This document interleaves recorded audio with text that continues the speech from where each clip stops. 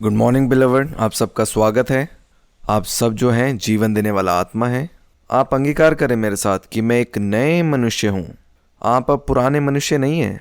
पुराना मनुष्य जो है आदम था, जो नया मनुष्य है वो परमेश्वर का पुत्र है। जो बिलवर्ड कलीसिया है वो जाग रही है अपनी आत्मिक पहचान में कि वो कौन है। वचन उनके अंदर है। मैं देख रही हूँ कुछ नए पुत्र भी आज आए हैं। जितने भी नए जन आए हैं, आप सबको देखकर बहुत आनंद है। आपका स्वागत है यहाँ पे कलीसिया में। जितने भी नए पुत्र आज यहाँ पे आए हैं, आपको मालूम है परमेश्वर आप सभी को जो है अपना प्रिय कर कर जानता है। और आप यहाँ पे आज आए नहीं हैं, आप सभी जो यहाँ पे आए हैं आप लोग बुलाए गए हैं। कितने लोगों को याद है हमने पिछले हफ्ते क्या संदेश हमारा था, किस संदेश के ऊपर हमने बात किया था?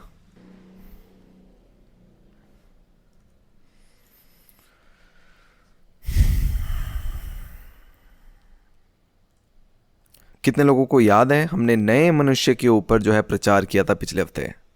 क्या आप लोगों को याद है पिछले हफ्ते हमने क्या सीखा था उस प्रचार में? और आज जितने भी वचन हैं ये पीडीएफ आपको मिलेगी। इस वीडियो के नीचे एक लिंक है, उसमें सारे वचन जो हम पढ़ेंगे वो आपको मिलेंगे। ठीक है, तो पिछले हफ्ते क्या सीखा हम लोगों ने? पवित्र आत्मा का कार्य, हाँ। और यीशु मसीह अच्छा चरवा है, और एक अच्छा चरवा जो है वो अपना भेड़ों का जो है वो ख्याल रखता है। आप सब जो हैं वो एक नए मनुष्य हैं। हम जल्दी से वचन में चलेंगे। जो पहला वचन पीडीएफ में है, हम कुछ वचनों को हम पढ़ेंगे पहले। आपको मालूम है हर बारी जब आप यहाँ पे आते हैं और आप वचन को सुनते हैं, आपको मालूम है क्या होता है? बहुत अद्भुत गवाही आज मैंने सुनी कि वो जो जन था वो किसी दूसरे जन के लिए प्रार्थना कर रहे थे। और क्योंकि वो अपने आत्मिक रूप में जाग रहे हैं तो वो उन व्यक्ति के लिए प्रार्थना कर रहे थे जो दुनिया के दूसरे कोने में है। और ये डॉक्टर्स के लिए प्रार्थना कर रहे थे, उन लोगों के लिए जो आईसीयू में है, इमरजेंसी में है, वो वापस से जो है साधारण रीति में आ रहे हैं। और अब वो क्या पा रहे हैं, जितना अधिक वो जाग रहे हैं, पहले हो सकता है वो कुछ मांगते थे और उनको नहीं मिलता था, लेकिन अभी जैसे वो प्रार्थना करना शुरू करते हैं वो वास्तविकता में बदल रही है। क्योंकि आप जो है जाग रहे हैं और पूरा जो वातावरण है वो आज्ञा मानता है उन यीशु मसीह का जो आपके अंदर बन रहे हैं। और यही पुत्रत्व की सच्चाई है। हमारा सारा जीवन अंदर से बाहर है, कुछ भी बाहर से अंदर नहीं। हम जल्दी से पढ़ेंगे गलातियों की पत्री 2 अध्याय 20 वचन। कौन है जो क्रूसित हुआ है? लिखा है, मैं मसीह के साथ क्रूसित हुआ हूं।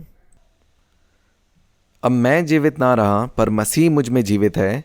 और मैं शरीर में अब जो जीवित हूँ तो केवल उस विश्वास से जीवित हूँ जो परमेश्वर के पुत्र पर है, जिसने मुझसे प्रेम किया और अपने लिए अपने आप को दे दिया। अगर आपने यीशु मसीह के नाम पे विश्वास किया है, बाइबल में क्या लिखा है कि परमेश्वर का आपके जीवन में वो कार्य क्या है? क्योंकि जब यीशु मसीह चले, लोग उनसे पूछते थे हमें बताओ कि परमेश्वर का कार्य क्या है। और यीशु मसीह ने कहा कि परमेश्वर का कार्य ये है कि तुम उस एक पे विश्वास करो जिसने उसे भेजा है। जिस क्षण आपने यीशु मसीह पे विश्वास किया, आपका नया जन्म हो गया। पुराना मनुष्य तब चले गया, नए मनुष्य तब आ गया। और अब पवित्र आत्मा हमारे अंदर है, वो दिया गया कि हर एक वो पुराने मनुष्य की जो सोच है वो जाती जाए और उस नए मन में जो मसीह का मन है उसमें हम ढलते जाएं। क्योंकि हर एक जो अनुभव हमारे जीवन में हुए हैं बचपन से लेकर, वो सब जो हैं भले बुरे के ज्ञान के वृक्ष के द्वारा प्रभावित किए गए हैं। क्योंकि वो सब शरीर के अंतरियों से आई हैं और उनका जो फल है वो मृत्यु है। और अब पवित्र आत्मा हमारे अंदर है, वो आए हैं कि वो जीवन जो है हमारे अंदर भरता जाए।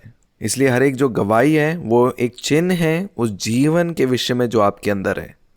हम प्रतिदिन उस महिमा से उस महिमा की ओर हम अंश अंश कर कर बदलते जाते हैं। आपको मालूम है जितने भी वरदान हैं, जितने भी तोहफे पवित्र आत्मा के द्वारा दिए गए हैं, हम उन वरदानों को जो है बाहर से अंदर इस्तेमाल नहीं करते। मान लीजिए अगर कोई कल को आपके लिए भविष्यवाणी करता है, आप उसे ग्रहण करेंगे पर वो आपके मन में कोई परिवर्तन नहीं करेगा। लेकिन वो सारी चीज़ें होती हैं कि आप उस सिद्ध मनुष्यत्व में आ जाए, उस पुत्रत्व की सच्चाई तक पहुँचे, ताकि फिर आपको किसी की ज़रूरत ना पड़े आपके लिए चंगाई के लिए प्रार्थना करने के लिए। आप स्वयं वो स्वर्गीय स्वास्थ्य होंगे। आगे हम पढ़ेंगे रोमियो की पत्री उसका 6 अध्याय और 5 वचन को पढ़ेंगे। यहाँ पे लिखा है, क्योंकि यदि हम उसकी मृत्यु की समानता में उसके साथ जुड़ गए हैं तो निश्चय उसके साथ जी उठने की समानता में भी जुड़ जाएंगे। हम जानते हैं कि हमारा पुराना मनुष्यत्व उसके साथ क्रूस पर चढ़ाया गया ताकि पाप का शरीर व्यर्थ हो जाए और हम लोग आगे को पाप के दास्तव में ना रहें। किसके दास्तव में ना रहें? पाप और मृत्यु के। आपको मालूम है पवित्र आत्मा नहीं चाहता कि मैं और आप उस पाप के विवेक में जागे रहें। वो चाहता है कि हम उस सहीपन के विवेक में जागे, क्योंकि जिस क्षण आपकी जो नींव है वो सहीपन में आधारित होगी, आप अपने जीवन में जयवंत होकर चलना शुरू करेंगे। एक पुत्र है जो हर एक चीज के ऊपर राज्य करता है। एक पापी मन जो है वो राज्य नहीं कर सकता। आगे हम पढ़ेंगे दूसरा कुरिन्थियों उसका 5 अध्याय और 16 वचन को पढ़ेंगे। यहाँ पे लिखा है, अतः अब से हम किसी को शरीर के अनुसार ना समझेंगे, यद्यपि हमने मसीह को भी शरीर के अनुसार जाना था तो भी अब से उसको ऐसा नहीं जानेंगे। इसलिए यदि कोई मसीह में है तो वह नई सृष्टि है, पुरानी बातें बीत गई हैं, देखो सब बातें नई हो गई हैं। ये सब बातें परमेश्वर की ओर से है, जिसने मसीह के द्वारा अपने साथ हमारा मेल मिलाप कर लिया और मेल मिलाप की सेवा हमें सौंप दी है। अर्थात परमेश्वर ने मसीह में होकर अपने साथ संसार का मेल मिलाप कर लिया और उनके अपराधों का दोष उन पर नहीं लगाया, और उसने मेल मिलाप का वचन हमें सौंप दिया। 21 वचन में लिखा है, जो पाप से अज्ञात था उसी को उसने हमारे लिए पाप ठहराया कि हम उसमें होकर परमेश्वर के सहीपन बन जाएं। आगे हम पढ़ेंगे इफिसियों की पत्री उसका 2 अध्याय 14 वचन से। यहाँ पे लिखा है, क्योंकि वही हमारा मेल है जिसने दोनों को एक कर लिया और अलग करने वाली दीवार को जो बीच में थी ढा दिया, और अपने शरीर में बैर अर्थात वह व्यवस्था जिसकी आज्ञाएं विधियों की रीति पर थी मिटा दिया, कि दोनों से अपने में एक नया मनुष्य उत्पन्न करके मेल करा दे। एक नया मनुष्य। आगे पढ़ेंगे इफिसियों की पत्री 4 अध्याय 11 वचन। उसने कुछ को प्रेरित नियुक्त किया, कुछ को भविष्यवक्ता और कुछ को सुसमाचार सुनाने वाला नियुक्त करके, और कुछ को रखवाले और उपदेशक नियुक्त करके दे दिया, जिससे पवित्र लोग सिद्ध हो जाएं और सेवा का काम किया जाए और मसीह की देह उन्नति पाए, जब तक कि हम सब के सब विश्वास और परमेश्वर के पुत्र की पहचान में एक ना हो जाए। तो कलीसिया को किसके बारे में बात करनी चाहिए? उस नए मनुष्यत्व के बारे में, क्योंकि अगर हम उस नए मनुष्य में नहीं है तो अभी भी हमारा जो जीवन जो है वो पुराने में है। इसलिए जानना बहुत ज़रूरी है कि हम किस वृक्ष के नीचे हैं, भले बुरे के ज्ञान के वृक्ष जो पुराना मनुष्यत्व है, या जीवन के वृक्ष, क्योंकि जो फल है, जो वृक्ष से हम जुड़े उसी के द्वारा वो फल भी हम अपने जीवन में देखेंगे। आगे पढ़ेंगे। आगे हम पढ़ेंगे 15 वचन में। यहाँ पे लिखा है, वरन प्रेम में सच्चाई से चलते हुए सब बातों में उसमें जो सिर है अर्थात मसीह में बढ़ते जाए। नीचे 17 वचन में लिखा है, इसलिए मैं ये कहता हूँ और प्रभु से आग्रह करता हूँ कि जैसे अन्य जाति लोग अपने मन की अनर्थ रीति पर चलते हैं, तुम अब से फिर ऐसे ना चलो, क्योंकि उनकी बुद्धि अंधेरी हो गई है और उसका अज्ञानता के कारण जो उनमें है और उनके मन की कठोरता के कारण वे परमेश्वर के जीवन से अलग किए हुए हैं। 22 वचन में लिखा है कि तुम पिछले चाल चलन के पुराने मनुष्यत्व को जो भरमाने वाली अभिलाषाओं के अनुसार भ्रष्ट होता जाता है उतार डालो और अपने मन के आत्मिक स्वभाव में नए बनते जाओ और नए मनुष्यत्व को पहन लो, जो परमेश्वर के अनुरूप सत्य के सहीपन और पवित्रता में सिरजा गया है। वचन क्या कहती है उन आत्मिक हथियारों के बारे में कि उन्हें पहन लो, मतलब उस पहचान में बने रहो, स्थिर रहो, जो उस नए मनुष्यत्व की पहचान है। बाइबल में लिखा है, यीशु मसीह कहते हैं तुम सत्य को जानो और सत्य तुम्हें फिर क्या करेगा? आज़ाद करेगा। तो एक जन जो है वो बंधन में कैसे रहेगा? अगर उसके पास झूठ है, झूठ को जो जानेगा वो बंधन में अपने आप को बंधा हुआ पाएगा। और कैसे कोई अपनी बीमारी से चंगाई में आएगा और उस स्वर्गीय स्वास्थ्य में चलने पाएंगे? लिखा है कि वो सत्य के द्वारा, क्योंकि जब वो सत्य हमारे प्राणों में बोया जाएगा, उस सत्य के द्वारा जो है वो असली जो स्वतंत्रता है हमारे जीवन में आएगी। इसलिए मेरी और आपकी जो नींव है पवित्र आत्मा सत्य पे आधारित कर रहे हैं। इसलिए अगर जो वचन है लोगों के मुंह में तो है लेकिन पर उनके हृदयों में नहीं है, उस वचन से वो जीवन नहीं देख पाएंगे, क्योंकि वो उनके मुंह में तो है पर उनके हृदयों से वो बहुत दूर है। इसीलिए जब मैं और आप वचन सुनते हैं, वचन जो है सीधा हमारे हृदयों में जाता है और हम अपनी पहचान में जागते हैं जो उस नए मनुष्यत्व की है। और फिर आप देखेंगे आपके जीवन की हर एक जो समस्या है उस समस्या के ऊपर आप राज्य करेंगे। मुझे बहुत अच्छी लगी गवाही। आज जो एक गवाही हमने सुनी, एक जो पुत्र है वो पासपोर्ट के लिए अप्लाई कर रहा है और सारी चीज़ें जो है वो बड़ी गड़बड़ी सी नज़र आ रही है, और उनके पति के लिए जिनके लिए वो प्रार्थना कर रहे हैं उनका जो है बिल्कुल आराम से सब कुछ हो जाता है, लेकिन उनके लिए क्या है, सारी रुकावट जो है वो सामने देखते हैं। और आप देखिए, कल्पना करें कि वो सारी परिस्थिति उनको क्या कहती है कि आप परमेश्वर के प्रिय नहीं हैं। आप कैसे प्रिय हो सकते हैं? आपके पति के साथ नहीं हो रही, देखो वो सारी चीज़ें जो हैं समस्या आपके साथ हो रही है। और तभी मैंने इस बात को कहा था कि आप अपने अनुभव को नहीं बताने देते कि आपका अस्तित्व, आपकी पहचान क्या है। इसलिए वहाँ पे उन्होंने अपने हर एक विचार को झाड़ा, क्योंकि हमारी जो पहचान है वो हमें अनुभव से नहीं मिलती, लेकिन उस वचन से मिलती है जो पिता ने कहे हैं। उस विश्वास के द्वारा मैंने और आपने नया जन्म पाया, और उसके बाद जब हम उस सत्य में जागते हैं सब चीज़ें बदलना शुरू कर देती हैं। आप मेरा विश्वास करो, आपको किसी को भी साबित करने की ज़रूरत नहीं है। सारी सृष्टि जानती है कि आप कौन हैं। आप जब उस विश्राम के स्थान में बने रहेंगे, आप देखना वो चीज़ें हैं जो फिर आपके अनुसार बदलेंगी। आप सब लोग जीवित हैं, आप लोग जाग रहे हैं अपनी आत्मिक पहचान में। आगे हम वचन में से पढ़ेंगे, हम देखेंगे, हम पढ़ेंगे तीसरा यूहन्ना की पत्री, उसका 1 अध्याय और 2 वचन। यहाँ पे लिखा है, हे प्रिय, मेरी ये प्रार्थना है कि जैसे तू आत्मिक उन्नति कर रहा है वैसे ही तू सब बातों में उन्नति करे और भला चंगा रहे। आगे हम पढ़ेंगे यूहन्ना का सुसमाचार 16 अध्याय पढ़ेंगे, और हम पढ़ेंगे 8 वचन से। वे पवित्र आत्मा के विषय यहाँ पे लिखा है कि जब वह संसार में आएंगे तो संसार को पाप और सहीपन और न्याय के विषय में निरुत्तर करेंगे। पाप के विषय में इसलिए कि वह मुझ पर विश्वास नहीं करते, मैंने और आपने विश्वास किया इसलिए वो जो है हमारे लिए पूरा हुआ। और सहीपन के विषय में इसलिए कि मैं पिता के पास जाता हूँ और तुम मुझे फिर ना देखोगे। इसलिए आज पवित्र आत्मा आपको किस चीज़ पे निरुत्तर कर रहा है? आपको मालूम है, आप पापी तब नहीं है जब आपने कर्म किए। आप लोग समझ रहे हैं इस बात को? जब आदम ने पाप किया, वो सारा जो संसार है वो पाप में गिर गया, और जब वो पाप का बीज आदम से जितने भी फल उत्पन्न हुए वो सब उस पाप के पहचान में उत्पन्न हुए। और फिर दूसरा बीज आता है जो पवित्र बीज है, जो सही बीज है, और जब उस बीज पे मैं और आप विश्वास करते हैं, हमारा उस नया जन्म होता है उस पवित्र बीज के द्वारा। इसलिए सहीपन जो है वो हमें कर्मों से नहीं मिला, लेकिन सहीपन वो है जो मेरी और आपकी पहचान है।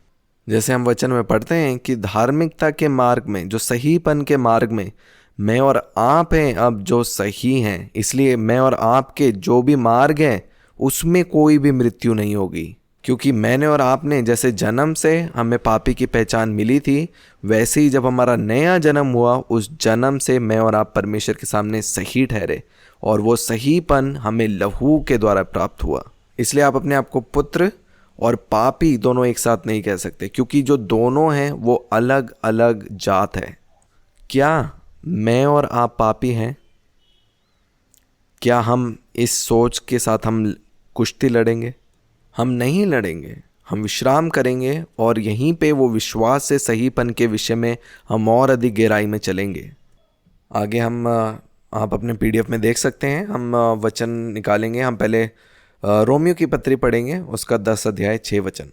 यहाँ पे लिखा है, परंतु जो सहीपन विश्वास से है वह यूँ कहता है, तू अपने मन में यह ना कहना कि स्वर्ग पर कौन चढ़ेगा, अर्थात मसीह को उतार लाने के लिए, या अधोलोक पे कौन उतरेगा, अर्थात मसीह को मरे हुए में से जिलाकर ऊपर लाने के लिए। परंतु वह क्या कहती है, 9 वचन में पढ़ेंगे कि यदि तू अपने मुंह से यीशु को प्रभु जानकर अंगीकार करे, और लिखा है मन से विश्वास करे कि परमेश्वर ने उसे मरे हुए में से जिलाया, तो तू निश्चय उद्धार पाएगा। मैंने और आपने विश्वास किया है। आगे पढ़ेंगे यूहन्ना का सुसमाचार 10 अध्याय 31 वचन। यहाँ पे लिखा है, यहूदियों ने उस पर पथराव करने को फिर पत्थर उठाया। इस पर यीशु ने उनसे कहा, मैंने तुम्हें अपने पिता की ओर से बहुत भले काम दिखाए हैं, उनमें से किस काम के लिए तुम मुझे पथराव करते हो? यहूदियों ने उसको उत्तर दिया, भले कामों के लिए हम पथराव नहीं करते, परंतु परमेश्वर की निंदा करने के कारण, और इसलिए कि तू मनुष्य होकर अपने आप को परमेश्वर बनाता है। यीशु ने उन्हें उत्तर दिया, क्या तुम्हारी व्यवस्था में नहीं लिखा, मैंने कहा तुम ईश्वर हो? यदि उसने उन्हें ईश्वर कहा जिनके पास परमेश्वर का वचन पहुंचा, पवित्र शास्त्र की बात असत्य नहीं हो सकती, तो जिसे पिता ने पवित्र ठहराकर जगत में भेजा तुम उससे कहते हो तू निंदा करता है? इसलिए कि मैंने कहा मैं परमेश्वर का पुत्र हूँ। यदि मैं अपने पिता के काम नहीं करता तो मेरा विश्वास ना करो, परंतु यदि मैं करता हूँ तो चाहे मेरा विश्वास ना भी करो, परंतु उन कामों का तो विश्वास करो, ताकि तुम जानो और समझो कि पिता मुझ में है और मैं पिता में हूँ। तब उन्होंने फिर उसे पकड़ने का प्रयत्न किया, परंतु वह उनके हाथ से निकल गया। आगे पढ़ेंगे इसका 5 अध्याय 17 वचन। यहाँ पे लिखा है, इस पर यीशु ने उनसे कहा, मेरा पिता अब तक काम करता है और मैं भी काम करता हूँ। इस कारण यहूदी और भी अधिक उसके मार डालने को प्रयत्न करने लगे, क्योंकि वह न केवल सबत के दिन की विधि को तोड़ता, परंतु परमेश्वर को अपना पिता कहकर अपने आप को परमेश्वर के तुल्य भी ठहराता। इसका मतलब है, आप अगर उन्हें पिता बोल रहे हैं तो इसका अर्थ क्या है? मैंने आपको बताया कि फरीसियों को मालूम था। आपको मालूम है, हम बहुत बारी जो है पिता बोल सकते हैं, लेकिन फिर भी ये शब्द जो है इतना धर्म में इस्तेमाल हुआ है। हम लोग पिता बोलते हैं, लेकिन हमारी सोच अभी भी परमेश्वर और मनुष्य है। लेकिन ये उस समय उन लोगों के लिए नया था, क्योंकि कोई भी परमेश्वर को पिता नहीं कहता था। और फिर यीशु मसीह उनके बीच में आते हैं और वो परमेश्वर को पिता कहते हैं। एक कुत्ते का बच्चा शेर को कभी भी पिता नहीं बोल सकता। अगर वो छोटा सा अगर बच्चा है, वो अगर शेर को पापा बोल रहा है, पिता बोल रहा है, इसका मतलब वो छोटा बच्चा भी शेर के समान है। और अगर ये व्यक्ति अगर परमेश्वर को पिता बोल रहे हैं तो इसका मतलब है ये व्यक्ति भी परमेश्वर है। एक शेर का जो बच्चा है वो शेर ही होगा, वैसे ही परमेश्वर के संतान परमेश्वर के समान है। और इसीलिए उन्होंने पत्थर उठाया, क्योंकि वो जानते थे वो गहराई जो इस शब्द में है पिता, वो एक जात है। और वैसे ही अब जब हम पिता कहते हैं, जब वो शब्द हमारे होठों में है, उसका अर्थ है एक जात। और यही अर्थ है उस वचन का कि हम मसीह के साथ संगी वारिस हो चुके हैं। इस सत्य में कितना सामर्थ है कि आप उस पहचान में जाग रहे हैं जिसमें यीशु मसीह और आप एक हैं। और जितना अधिक आप जाग रहे हैं, आपको मालूम है शैतान भी जो है आपसे डर रहा है, क्योंकि अब जो सोए हुए पुत्र थे अब वो जाग रहे हैं इस ज्ञान में, इस सत्य में कि कितनी अद्भुत सामर्थ है जो उनके अंदर वास कर रही है। और ऐसी जो है वो अधिकार जो है यहाँ पे स्थापित हो रहा है। तो हम आगे वचन में पढ़ेंगे, यूहन्ना का सुसमाचार 1 अध्याय। यहाँ पे लिखा है, हम इसके 10 वचन से पढ़ेंगे कि वह जगत में था और जगत उसके द्वारा उत्पन्न हुआ और जगत ने उसे नहीं पहचाना। वह अपने घर आया और उसके अपनों ने उसे ग्रहण नहीं किया, परंतु जितनों ने उसे ग्रहण किया उसने उन्हें परमेश्वर की संतान होने का अधिकार दिया, अर्थात उन्हें जो उसके नाम पर विश्वास रखते हैं। वे ना तो लहू से, ना शरीर की इच्छा से, ना मनुष्य की इच्छा से, परंतु परमेश्वर से उत्पन्न हुए हैं। मेरी और आपकी जो पुत्रत्व की पहचान है वो इस सत्य से आती है कि मैंने परमेश्वर के द्वारा जन्म पाया। परमेश्वर आत्मा है और इसीलिए मेरी और आपकी पहचान भी अब आत्मा से आती है। आपका शरीर हमेशा कोशिश करेगा कि आपको एक पहचान में लेकर आए, और वो दिखाएगा उन शरीर के कामों को जो आपने किए हैं और दोष लगाएगा। लेकिन वहाँ पे हम अपने आप को अलग करते हैं और हम अपनी पहचान को शरीर से, ना शरीर के कामों से लेते हैं। हमारी जो पहचान है वो आत्मिक रूप से आती है। और तभी कहा गया जब हम इस पहचान में रहेंगे, इस जगह से हम उन शरीर के कामों को भी जो उन अभिलाषों से उत्पन्न होते हैं नाश कर पाएंगे। लेकिन आप ये तभी कर पाएंगे जब आप जानेंगे सबसे पहले कि आप एक पुत्र हैं और एक राजा के समान हैं। आप लोग समझ रहे हैं? आगे देखें, पहला पत्रस की पत्री उसका 1 अध्याय उसके 22 वचन में लिखा है, अतः जबकि तुमने भाईचारे की निष्कपट प्रीति के निमित्त सत्य के मानने से अपने मनों को पवित्र किया है, तो तन मन लगाकर एक दूसरे से अधिक प्रेम रखो, क्योंकि तुमने नाशवान नहीं परंतु अविनाशी बीज से परमेश्वर के जीवते और सदा ठहरने वाले वचन के द्वारा नया जन्म पाया है। आपको मालूम है, जिस क्षण हमने यीशु मसीह पर विश्वास किया, हमारा आत्मा जीवित हो गया। और वचन में लिखा है कि मेरा और यीशु मसीह का आत्मा अब एक है। और ये जो आत्मिक मनुष्यत्व है, इसे कहा गया वो नया मनुष्यत्व, वो नई सृष्टि में मैंने जन्म लिया। परमेश्वर पिता ने हमारे आत्मा को लिया और यीशु मसीह में उसे रखा। पहले हम आदम में थे, उसने हमें आदम से निकालकर अब यीशु मसीह में रख दिया। अब परमेश्वर पिता आपके शरीर के साथ रिश्ता नहीं रखते। वो रिश्ता जो धर्म में जो जुड़ा होता है वो शरीर से जुड़ता है और वो शरीर के कामों को दिखाते हैं। लेकिन पिता रिश्ता रखते हैं अपने पुत्र के आत्मा के द्वारा। इसलिए हर एक चीज़ें जो हम बोलते भी हैं वो आत्मिक पहचान में है, क्योंकि हम आत्मा में स्वर्ग में पिता की दाहिनी ओर बैठे हैं। क्योंकि लिखा है कि जो पवित्र आत्मा के अनुसार चलेंगे उनके जीवन में फल होगा प्रेम और शांति। और जो अपने शारीरिक मन की इच्छाओं से चलते हैं वो अपने हर एक क्षेत्र में उस निराशा और मृत्यु को देखेंगे। क्योंकि लिखा है कि शरीर में परमेश्वर को प्रसन्न करना अनहोना है। और हर बारी जब दोस्त आपको शरीर के काम दिखाने की कोशिश करें, आप अपने आप को शरीर से अलग करते हैं, ये जानकर कि आपकी पहचान शरीर से नहीं आती। मेरी पहचान आती है आत्मा से, जो मैं पिता की दाहिनी ओर बैठा हूँ। और उसी पहचान के द्वारा आप हर एक उन आदतों से, हर एक उन लत से, उस बीमारी से जिससे आप बाहर आना चाहते हैं, वो है वो स्थान जहाँ से आप ये सब कर सकते हैं। आप लोग समझ रहे हैं कि मैं क्या कह रही हूँ। इसलिए आपने नया जन्म प्राप्त किया उस बीज से, जो बीज है यीशु मसीह, जो बीज स्वर्ग से आया। उसका स्वभाव, उसका डीएनए, उसका जो सहीपन का स्वभाव है, अब वो मेरे अंदर है। मेरा जन्म सहीपन में हुआ है। जो पाप और मृत्यु की व्यवस्था है वो कहाँ पे है? लिखा है वो हमारे शरीर के अंगों में है। एक दिन आएगा जब आपको एक नई देह मिलेगी, तब जो सारा संघर्ष है वो खत्म हो जाएगा कि मैं मन से कुछ करना चाहता हूँ पर मैं करता कुछ हूँ। नहीं, सब कुछ जो है वो एक रीति में आ जाएगा।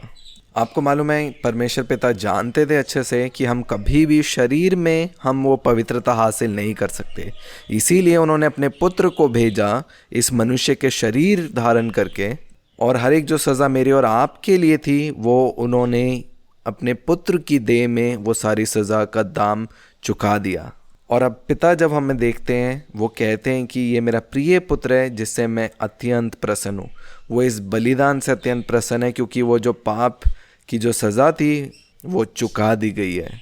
और इसीलिए अब हम जब शरीर में जीवित हैं, हम हर एक उन विचारों को जो दोषपन के विचार आते हैं उनको गिरा सकते हैं, क्योंकि हमारी पहचान नहीं आती शरीर से। फिर मैं इस पहचान में बना रहता हूँ कि मेरा जो सहीपन है वो उस पे आधारित नहीं है जो काम मैंने किए हैं, वो उस पे आधारित है जो काम यीशु मसीह ने मेरे लिए क्रूस पे किए।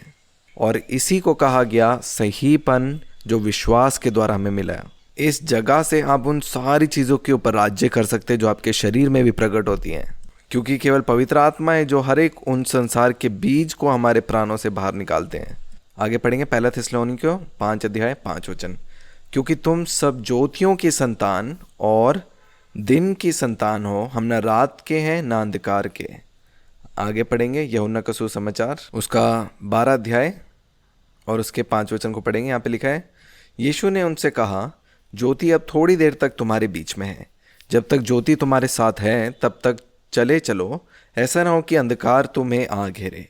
जो अंधकार में चलता है वह नहीं जानता कि किधर जाता है।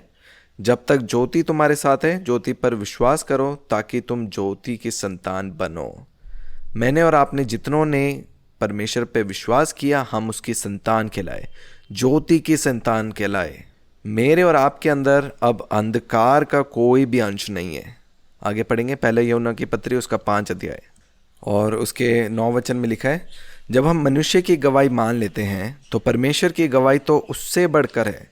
और परमेश्वर की गवाही ये है कि उसने अपने पुत्र के विषय में गवाही दी है। जो परमेश्वर के पुत्र पर विश्वास करता है वह अपने ही में गवाही रखता है। जिसने परमेश्वर पर विश्वास नहीं किया उसने उसे झूठा ठहराया, क्योंकि उसने उस गवाही पर विश्वास नहीं किया जो परमेश्वर ने अपने पुत्र के विषय में दिया है। और वह गवाही ये है कि परमेश्वर ने हमें अनंत जीवन दिया है और ये जीवन उसके पुत्र में है।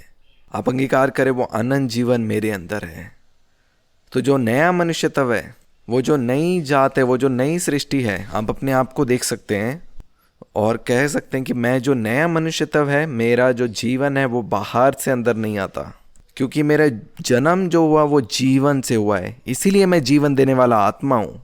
आपको मालूम है अगर एक ब्लू कलर की बॉटल है, उसमें ब्लू कलर का पानी है, अगर उसको आप बाहर निकालोगे तो क्या बाहर निकलेगा? क्या उसके अंदर से लाल पानी बाहर आ जाएगा? क्या वो क्यों नीला पानी आएगा? क्योंकि वो नीला है अंदर से भी। फिर आप क्यों हो वो जीवन देने वाला आत्मा? क्योंकि आपका जन्म उस आत्मा के द्वारा हुआ है। वो जो नया मनुष्यत्व है, वो जो नया बीज है, वो बीज के द्वारा आपने जन्म पाया। वो बीज ही जो है वो नए जन्म को दिखाता है। आप कल्पना करें इस बात को, जब आपने यीशु मसीह से जन्म लिया और ये जो नई सृष्टि है इसने जन्म लिया जीवन से, इसलिए हर एक चीज़ जो ये व्यक्ति करेगा वो हर एक चीज़ जीवन से भरी हुई होगी। और ये जो नया मनुष्य तब आया है ये है जो सही है परमेश्वर के सामने, और ये सही अपने कामों के द्वारा नहीं लेकिन जन्म से वो सही है। इसलिए अब मेरे मार्ग में कोई मृत्यु नहीं है, क्योंकि वो जीवन है जो स्वयं उस मार्ग में चल रहा है। इसीलिए अब हम धार्मिकता के मार्ग में नहीं, सहीपन के मार्ग में नहीं, स्वयं सहीपन है जो अब चल रहा है। और वो जो सही है वो पाप से घृणा करता है। इसीलिए सबसे पहले मुझे जागना ज़रूरी है कि मैं सही हूँ, तब मैं उस पाप को देख सकता हूँ और उसको मैं बाहर निकाल सकता हूँ। वो कई बारी आता है, वो बाहर निकलता है, लेकिन मैं जानती हूँ कि वो मैं नहीं हूँ, मेरे शरीर में जो व्यवस्था है वो है, लेकिन मेरी जो पहचान है वो आत्मा से आती है। शरीर मुझे नहीं बता सकता मैं कौन हूँ, और जब मैं अपने आप को उससे शरीर से अलग देखती हूँ तब मैं उसके ऊपर प्रभुता कर सकती हूँ, क्योंकि पाप जो है मेरे स्वभाव में ही नहीं है। धर्म जो है वो परमेश्वर तक पहुँचना चाहता है शरीर के द्वारा, और वो हर एक धर्म, चाहे कोई भी धर्म क्यों ना हो, जो सिखाते हैं आप अच्छा करो अच्छा मिलेगा, बुरा करो बुरा मिलेगा, उस पवित्रता को हासिल करने की कोशिश कर रहे हैं शरीर के द्वारा। और ऐसा हो नहीं सकता, क्योंकि आदम ने पाप किया तो सारी सृष्टि जो है वो पापी कही गई। इसलिए जब आपका नया जन्म हो गया, लेकिन ये जो शरीर है अभी ये महिमा में देह नहीं है, इसलिए हम भी शरीर में जो सही नहीं है, हम लोग सही हैं अपने विश्वास के द्वारा जो उसके पुत्र पे है। मैं और आप स्वर्ग में बैठे हैं और वहां से हम उन शरीर को देखते हैं, और जब हम अपने आप को अपने शरीर से अलग देखते हैं तब हम उसके ऊपर प्रभुता कर सकते हैं। मेरा और आपका जन्म हुआ सहीपन में, और ये जो नया मनुष्य तब है इसके अंदर स्वयं जीवन है। अब जो है पुत्र है जो जीवन देने वाला आत्मा है, क्योंकि आपने उसी जीवन से जन्म पाया जो जीवन यीशु मसीह है, वो बहुतायत का जीवन। और अब यही जीवन क्या करता है, अगर कोई भी बीमारी के लक्षण है शरीर में, ये जीवन उसे खा जाएगा। वो हमेशा मृत्यु से मृत्यु नहीं जाएगा, वो हमेशा जीवन से जीवन की ओर बढ़ता जाएगा, क्योंकि वो जो पुनरुत्थान जीवन है वो हर एक मृत्यु के कणों को खा रहा है मेरे शरीर में से। और धीरे धीरे पवित्र आत्मा हमें एक ऐसे स्थान में लेके आ रहा है जहाँ पे वो स्वर्गीय स्वास्थ्य मेरे लिए रखा है। आप अंगीकार करें, मुझ में वो जीवन वास करता है। मैं नया मनुष्य हूँ। पुराना मनुष्य आदम था, आदम को जीवन जो है वो खाने से आता था, जो खाना वो खाता है, लेकिन जो नया मनुष्य है, और मैं और आप यीशु मसीह के समान हैं। यीशु मसीह ने कहा कि मेरा जीवन मेरे परमेश्वर पिता से मुझे मिलता है, और वैसे ही मेरा और आपका जो जीवन का स्रोत है वो परमेश्वर पिता है। और आज हमें जो भी चीज़ें प्राप्त होती है हमें वो स्वर्ग राज्य से हमें प्राप्त होती है, और वो पिता के द्वारा है, और पिता के राज्य में मृत्यु नहीं है। और वैसे ही मेरे और आपके जीवन में भी कोई घटी नहीं है और कोई मृत्यु नहीं है। इसीलिए अब मैं और आप जीवन दे सकते हैं। जब हम बीमारों पे हाथ रखते हैं वो बीमारी क्यों निकलती है? क्योंकि जो बीमारी है वो एक मृत्यु का चिन्ह है, क्योंकि जहाँ पे ज़्यादा सामर्थ है वहाँ पे जो है मृत्यु अपने आप निकलती है। आप किसी के लिए प्रार्थना कर रहे हैं जिनके पास धन नहीं है, वहाँ पे धन आ रहा है, क्योंकि मेरा और आपका जन्म हुआ जीवन से। सहीपन का अर्थ जो है वो है जीवन से भरा हुआ। वो सहीपन है जो जीवन की ओर लेके जाता है। जो पाप है उसका अर्थ है मृत्यु, लेकिन मैं और आप जो हैं वो पापी नहीं है, मैं और आप पुत्र हैं। और अगर मैं और आप पुत्र हैं तो मसीह के साथ संगी वारिस भी हैं। मैं और आप पापी नहीं है, क्योंकि जो पुत्र का जो जन्म हुआ है वो सहीपन में हुआ है। और मेरा जो सहीपन है मुझे शरीर के कामों से नहीं मिला, मेरा जो जन्म हुआ है वो आत्मा से हुआ है। और कई लोग आप पे दोष लगा सकते हैं आपके शरीर के कामों को देखकर, और हाँ, कोई भी सिद्ध नहीं है, वो पाप है जो मेरे शरीर के अंगों में बसा है। और संसार भी यही करता है, आपके शरीर के कामों को दिखाता है। और तब आपको जांचने की ज़रूरत है कि आपकी पहचान किस पे खड़ी है। हमारी पहचान यीशु मसीह के लहू पे आधारित है कि मेरा जन्म हुआ सहीपन में। और जितना अधिक आप इस सत्य में जागेंगे, आपको पता है शैतान इससे नफरत करता है। यीशु मसीह ने कहा मैं इस संसार में आया हूँ, पर जो संसार का सरदार है उसको मेरे ऊपर कोई अधिकार नहीं है, और वैसे ही उसको आपके ऊपर भी कोई अधिकार नहीं है। वो शरीर को दिखा सकता है, लेकिन तब आपको देखना है कि जो शरीर है ये क्रूसित हो चुका है यीशु मसीह के साथ, उसका अब कोई भी अंश हमारे अंदर नहीं है। आगे हम देखेंगे। आप लोग समझ रहे हैं इन बातों को और आप चल रहे हैं इन सत्यों में, क्योंकि अच्छा है जब आप इन वचनों को पकड़ेंगे और जब आप चलेंगे इन वचनों में तो वह स्वर्ग स्वास्थ्य में आप अपने आप को पाएंगे। आगे हम पढ़ेंगे यूहन्ना का सुसमाचार 5 अध्याय और उसका 24 वचन। आपको मालूम है मैं कल यूहन्ना का सुसमाचार पढ़ रही थी और जब मैं पढ़ रही थी मैंने देखा यीशु मसीह ने कभी भी ऐसा नहीं कहा कि मैं तुम्हें आज्ञा दे रहा हूँ, मैं तुम्हें आज्ञा दे रहा हूँ। वो चेलों ने जब लिखा तो लिखा कि हाँ यीशु मसीह ने आज्ञा दी। वो सिर्फ बोल रहे थे लाजर कब्र से बाहर आ जा, फिर वो मटकों को लेके आओ, मटकों को जो है पानी से भर दो, और मरियम कहती है कि जो भी ये कह रहा है वैसा तुम करना। चेलों ने जब उसे देखा अपनी व्याख्या में उन्होंने इस प्रकार लिखा, लेकिन यीशु मसीह ऐसे नहीं बोल रहे थे दुष्ट आत्मा को कि मैं आज्ञा देता हूँ कि निकल जा। वो केवल बोल रहे हैं और दुष्ट आत्मा केवल उनके वचन को सुनकर वो डर कर भागने के लिए तैयार है। वैसे ही मैं और आप अगर हमारे घर में कोई साफ़ करने वाले आते हैं, हम उनको यही नहीं कहते बार बार कि मैं तुम्हें आज्ञा देता हूँ या आज्ञा देती हूँ। आपको मालूम है यीशु मसीह केवल उन शब्दों को कह रहे थे और उनके वचन में सामर्थ्य कि जो भी उन वचनों को सुनता वो सब जो है उनके पीछे हो लेते। जैसे उन्होंने चेलों को बुलाया वो सब कुछ छोड़कर जो है उसके पीछे हो गए। और जब मैंने वचन में देखा इस चीज़ को पाया कि लाजर की कब्र के सामने भी यीशु मसीह ऐसे नहीं कह रहे कि मैं आज्ञा देता हूँ लाजर तू बाहर आ जा। और वैसे ही एक चीज़ को मैंने पाया कि यीशु मसीह जब बोल रहे हैं वो केवल जो है अपनी पहचान में उन वचनों को बोलते, क्योंकि उनको मालूम है कि उनके वचन में सामर्थ्य है। और वैसे ही मैं और आप, मेरे और आपके पास वो अधिकार है, इसलिए मैं और आप भी जो है उस चीज़ का इस्तेमाल करें, उस अधिकार का जो हमें दिया गया। क्योंकि हर एक वचन जो हमारे मुंह से निकलते हैं वो वचन जीवन और आत्मा है। आप सब लोग समझ रहे हैं, आप लोग जाग रहे अपनी आत्मिक पहचान में। क्योंकि लोग यीशु मसीह को देख रहे थे, वो दिखते साधारण मनुष्य की तरह थे लेकिन वो साधारण नहीं थे। वो लोग जानते थे कि ये हमारे जैसा है लेकिन हम में से एक नहीं है। क्योंकि वो यीशु मसीह को देखते थे, वो जिसको भी आज्ञा देते थे सृष्टि को, चाहे तूफान को शांत करना हो या कोई भी चीज़ हो, लोग देखते थे और वो अचंभा करता थे कि ये कौन सा मनुष्य है।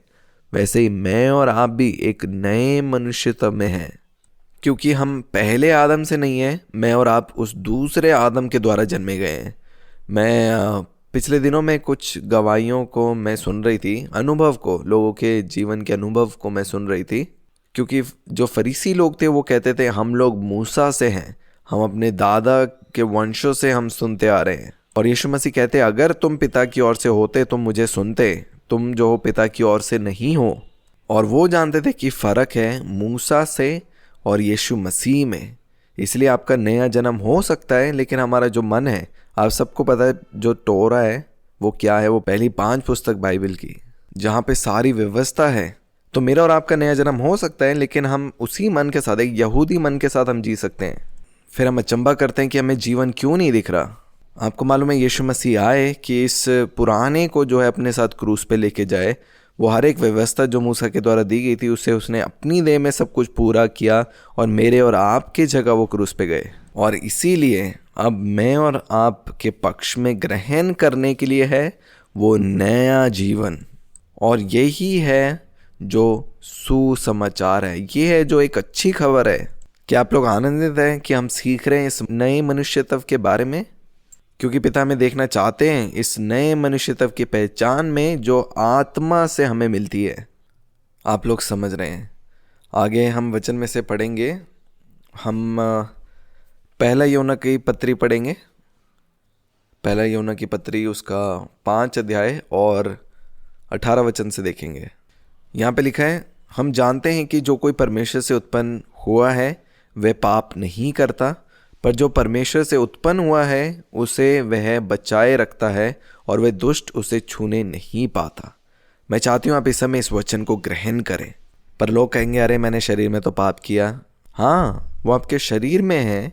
यीशु मसीह इसीलिए शरीर में आए ताकि वो जो शरीर का दोष है वो अपने शरीर में ले लें। मेरी और आपकी पुत्रत्व की सच्चाई शरीर से हमें नहीं मिली, आत्मा से मिली है। तभी यहाँ पे लिखा है कि हम जानते जो कोई परमेश्वर से उत्पन्न हुआ है वह पाप नहीं करता, पर जो परमेश्वर से उत्पन्न हुआ है उसे वह बचाए रखता और वह दुष्ट उसे छू नहीं पाता। यह एक आत्मिक सत्य है, ये शरीर के द्वारा हमें नहीं मिला।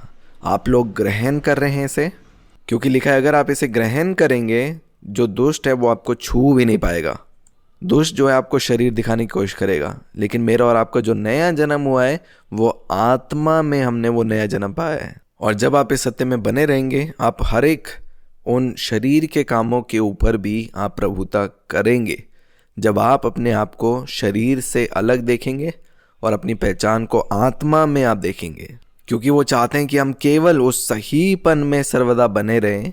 ये सत्य कि हर एक चीज़ जो आपके अंदर है, सब कुछ जो है वो पिता के समान बनना चाहती है, क्योंकि हम उसी के द्वारा जन्मे गए हैं। हर एक जो कण है, हर एक चीज़ जो हमारे बारे में है वो पाप से घृणा करती है, क्योंकि हमने अपने पिता के द्वारा जन्म पाया है। जहाँ पे ज्योति है वहाँ पे अंधकार टिक नहीं सकता, जहाँ पे जीवन है वहाँ पे कोई मृत्यु टिक नहीं सकती। वो सहीपन है जो पाप की घृणा करता है। जितना अधिक आप इन सत्यों में जागोगे, फिर अपने आप को आप पाप में खड़ा नहीं देखेंगे, उसके ऊपर आप राज्य करेंगे। और उसकी शुरुआत है उस स्थान में खड़े रहने के द्वारा कि जो मेरी पुत्रत्व की सच्चाई है वो विश्वास के द्वारा यीशु मसीह के लहू से मुझे मिली है, वो मेरे शरीर के कामों से नहीं मिली। फिर हम उन गवाहियों को देखेंगे कि आप किसी से मिले, उनका कैंसर चले गया, आप एक कमरे में गए जहाँ पे कोमा में एक व्यक्ति है, वो भी जाग उठा। कि मृत्यु है जो जीवन से भय खाती है। आगे हम पढ़ेंगे रोमियो की पत्री उसका 7 अध्याय और उसके 14 वचन से पढ़ेंगे। यहाँ पे पौलुस इस तरीके से लिखता है, हम जानते हैं कि व्यवस्था तो आत्मिक है, परंतु मैं शारीरिक और पाप के हाथ बिका हुआ हूँ। जो मैं करता हूँ उसको नहीं जानता, क्योंकि जो मैं चाहता हूँ वह नहीं किया करता, परंतु जिससे मुझे घृणा आती है वही करता हूँ। यदि जो मैं नहीं चाहता वही करता हूँ तो मैं मान लेता हूँ कि व्यवस्था भली है। तो ऐसी दशा में उसका करने वाला मैं नहीं वरन पाप है जो मुझ में बसा हुआ है। क्योंकि मैं जानता हूँ कि मुझ में अर्थात मेरे शरीर में कोई अच्छी वस्तुएं वास नहीं करती। इच्छा तो मुझ में है, परंतु भले काम मुझसे बन नहीं पड़ते। क्योंकि जिस अच्छे काम की मैं इच्छा करता हूँ वह तो नहीं करता, परंतु जिस बुराई की इच्छा नहीं करता वही किया करता हूँ। अतः यदि मैं वही करता हूँ जिसकी इच्छा नहीं करता, तो उसका करने वाला मैं ना रहा, परंतु पाप जो मुझ में बसा हुआ है।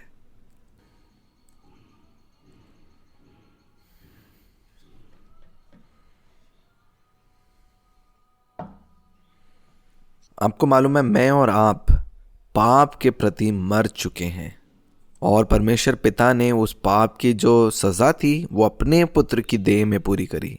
पिता आनंदित होते हैं जब हम उसके सहीपन के तोहफे को ग्रहण करते हैं, क्योंकि वो सहीपन के द्वारा हम मृत्यु के ऊपर भी जय पा सकते हैं। तभी मैं कहती हूँ कि जब तक आपको महिमा में देह नहीं मिलता, हम कभी भी शरीर में सिद्ध नहीं हो सकते। हम कभी भी पाप हमसे हो सकता है हम गिर जाएं, लेकिन एक पुत्र जो है वो कभी भी उस जगह में नहीं रहेगा, क्योंकि हर एक चीज़ जो आपके अंदर है वो उससे घृणा करती है। इसलिए मैं जानता हूँ वो जो सहीपन मुझे मिला है वो मैंने कमाया नहीं अपने शरीर से, वो मुझे दिया गया एक तोहफे की तरह, जिसे मुझे विश्वास से ग्रहण करना है। लिखा है कि तो फिर उसे करने वाला मैं ना रहा। आगे क्या लिखा है? पर वो पाप है जो मुझ में बसा है। और आगे लिखा है, इस प्रकार मैं ये व्यवस्था पाता हूँ कि जब भलाई करने की इच्छा करता हूँ तो बुराई मेरे पास आती है, क्योंकि मैं भीतरी मनुष्य तव से तो परमेश्वर की व्यवस्था से बहुत प्रसन्न रहता हूँ, परंतु मुझे अपने अंगों में दूसरी प्रकार की व्यवस्था दिखाई पड़ती है, जो मेरी बुद्धि की व्यवस्था से लड़ती और मुझे पाप की व्यवस्था के बंधन में डालती है जो मेरे अंगों में है। मैं कैसा अभाग्य मनुष्य हूँ, मुझे इस मृत्यु की देह से कौन छुड़ाएगा? हमारे प्रभु यीशु मसीह के द्वारा परमेश्वर का धन्यवाद हो। यीशु मसीह हैं जिनके द्वारा हम छुटकारा पाते हैं। और आगे देखिए 8 अध्याय में पहले वचन में लिखा आता है, अब जो मसीह में उन पर दंड की आज्ञा नहीं, क्योंकि वे शरीर के अनुसार नहीं वरन आत्मा के अनुसार चलते हैं। शरीर जो है वो हमेशा बात करता है और आत्मा भी जो है हमें मार्गदर्शन करती है। इसलिए मुझे याद रखना है, मेरी पहचान अब मुझे मेरी शरीर से नहीं मिलती, मेरी पहचान जो है मुझे आत्मा से मिलती है। आप उस पहचान को विश्वास से ग्रहण करें, क्योंकि पिता बहुत प्रसन्न है जब आप ऐसा करते हैं। और देखिए आगे लिखा है, क्योंकि जीवन की आत्मा की व्यवस्था ने मुझे पाप की और मृत्यु की व्यवस्था से स्वतंत्र कर दिया है। क्या यहाँ पे लिखा है कि वो व्यवस्था नहीं है? वो है, पर मुझे और आपको उन्होंने उस व्यवस्था से स्वतंत्र कर दिया है। अब उसका हमारे ऊपर प्रभाव नहीं है। और आगे देखिए, क्योंकि जो काम व्यवस्था शरीर के कारण दुर्बल होकर ना कर सकी, उसको परमेश्वर ने किया, अर्थात अपने ही पुत्र को पाप में शरीर के समानता में और पाप बलि होने के लिए भेजकर शरीर में दंड की आज्ञा दी, इसलिए कि व्यवस्था की विधि हम में जो शरीर के अनुसार नहीं वरन आत्मा के अनुसार चलते हैं पूरी की जाए। यहाँ पे पिता कहते हैं कि मुझे मालूम है कि आप शरीर से सही नहीं बन सकते, इसीलिए मैंने अपने पुत्र को जो है इस पाप में शरीर में भेजा, ताकि हर एक जो न्याय आपकी देह में होना था उस न्याय को मैंने उस अपने पुत्र की देह में पूरा किया। इसलिए आज अगर शरीर में कुछ प्रकट हो तो उसको आपकी पहचान के साथ खिलवाड़ ना करने दो। और ये वचन जो है आप इसमें दृढ़ हो रहे हैं, ये वचन आपके हृदय की गहराई में जा रहा है कि जो पुत्र है वो एक आत्मिक पहचान है और जो पुत्र है वो पापी की पहचान में नहीं है। जिस क्षण हमने शरीर में जन्म लिया, आदम के द्वारा जितने भी वंश उत्पन्न हुए वो सब पापी की पहचान में गिने गए। लेकिन जिस क्षण मैंने और आपने यीशु मसीह में विश्वास किया, हमारा नया जन्म हुआ, वो नया जन्म वो सहीपन और पवित्रता में हुआ। और हो सकता है कि वो शरीर के काम जो है प्रकट हों, लेकिन मेरी और आपकी जो पहचान है उसमें आप दृढ़ रहें जो हमें जन्म से मिली है, कि हमारा जन्म सहीपन में हुआ। इसका मतलब है अब ये जो पहचान जिसमें मैं जीवित हूँ वो एक तोहफे की तरह मुझे दिया गया, जो सहीपन विश्वास के द्वारा मैं ग्रहण करता हूँ। और अब मैं इस पहचान में चल रहा हूँ। मैं एक परिपक्व पुत्र हूँ इस पहचान में कि मैं आत्मा में स्वर्गीय स्थानों में पिता की दाहिनी ओर बैठा हूँ यीशु मसीह में। और अब शैतान देखना आपसे भागेगा, क्योंकि उसको दोष लगाने की ज़रूरत है अगर वो मृत्यु को आपके जीवन में लेके आना चाहता है। आप लोग समझ रहे हैं मैं क्या कह रही हूँ? इतना अधिक आप सहीपन के पहचान में जागेंगे। आप पाप के विषय में इतना मत सोचो, क्योंकि हर एक चीज़ जो है आपके अंदर है वो पाप से घृणा करती है। क्योंकि जहाँ पे ज्योति है वहाँ पे अंधकार टिक नहीं सकता, जहाँ पे जीवन है वहाँ पे मृत्यु टिक नहीं सकती, क्योंकि सब कुछ जो हमारे अंदर है वो पिता के समान है। आपको मालूम है पिता को आपके ऊपर ज़्यादा विश्वास है, ना कि अंधकार और मृत्यु के ऊपर।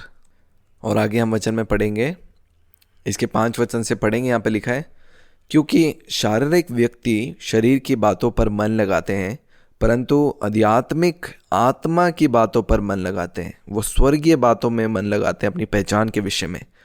और 6 वचन में लिखा है, शरीर पर मन लगाना तो मृत्यु है, परंतु आत्मा पर मन लगाना जीवन और शांति है। क्योंकि शरीर पर मन लगाना तो परमेश्वर से बैर रखना, क्योंकि ना तो परमेश्वर की व्यवस्था के अधीन है और ना हो सकता है। और जो शारीरिक दशा में है वे परमेश्वर को प्रसन्न नहीं कर सकते। देखिए इस वचन को हम दोबारा पढ़ेंगे। यहाँ पे लिखा है, क्योंकि शरीर पर मन लगाना तो परमेश्वर से बैर रखना है, क्योंकि ना तो परमेश्वर की व्यवस्था के अधीन है और ना हो सकता है। और जो शारीरिक दशा में है वे परमेश्वर को प्रसन्न नहीं कर सकते। कोई भी परमेश्वर पिता को शरीर में प्रसन्न नहीं कर सकता। तभी आगे लिखा, परंतु जबकि परमेश्वर का आत्मा तुम्हें बसता है तो तुम शारीरिक दशा में नहीं परंतु आत्मिक दशा में हो। क्या मैं और आप शरीर हैं या आत्मा? लिखा है, जिसके पास परमेश्वर का आत्मा है वो आत्मिक है। और लिखा है, यदि किसी में मसीह का आत्मा नहीं तो वह उसका जन नहीं। यदि मसीह तुम में है तो देह पाप के कारण क्या है? मरी हुई है, परंतु आत्मा सहीपन के कारण जीवित है।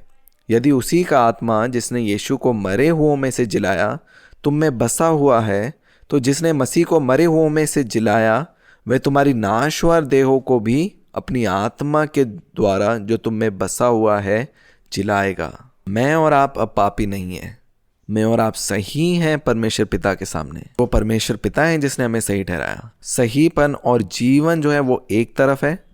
इसीलिए जो पुत्र हैं, मेरी और आपकी विरासत जो है अपने जीवन के हर एक क्षेत्र में वो क्या है? जीवन। क्योंकि मैं और आप सही हैं, हम उस नए मनुष्य में हैं, पुराने में नहीं है। और वो दो मन यही है कि मैं पुराने में हूँ नए में हूँ, पुराने में हूँ नए में हूँ। लेकिन मैं और आप ऐसे नहीं हैं। पुराना मनुष्य तब जो है वो क्रूज पे जा चुका है। मैं और आप आदम से नहीं है, हम एक नए मनुष्य हैं।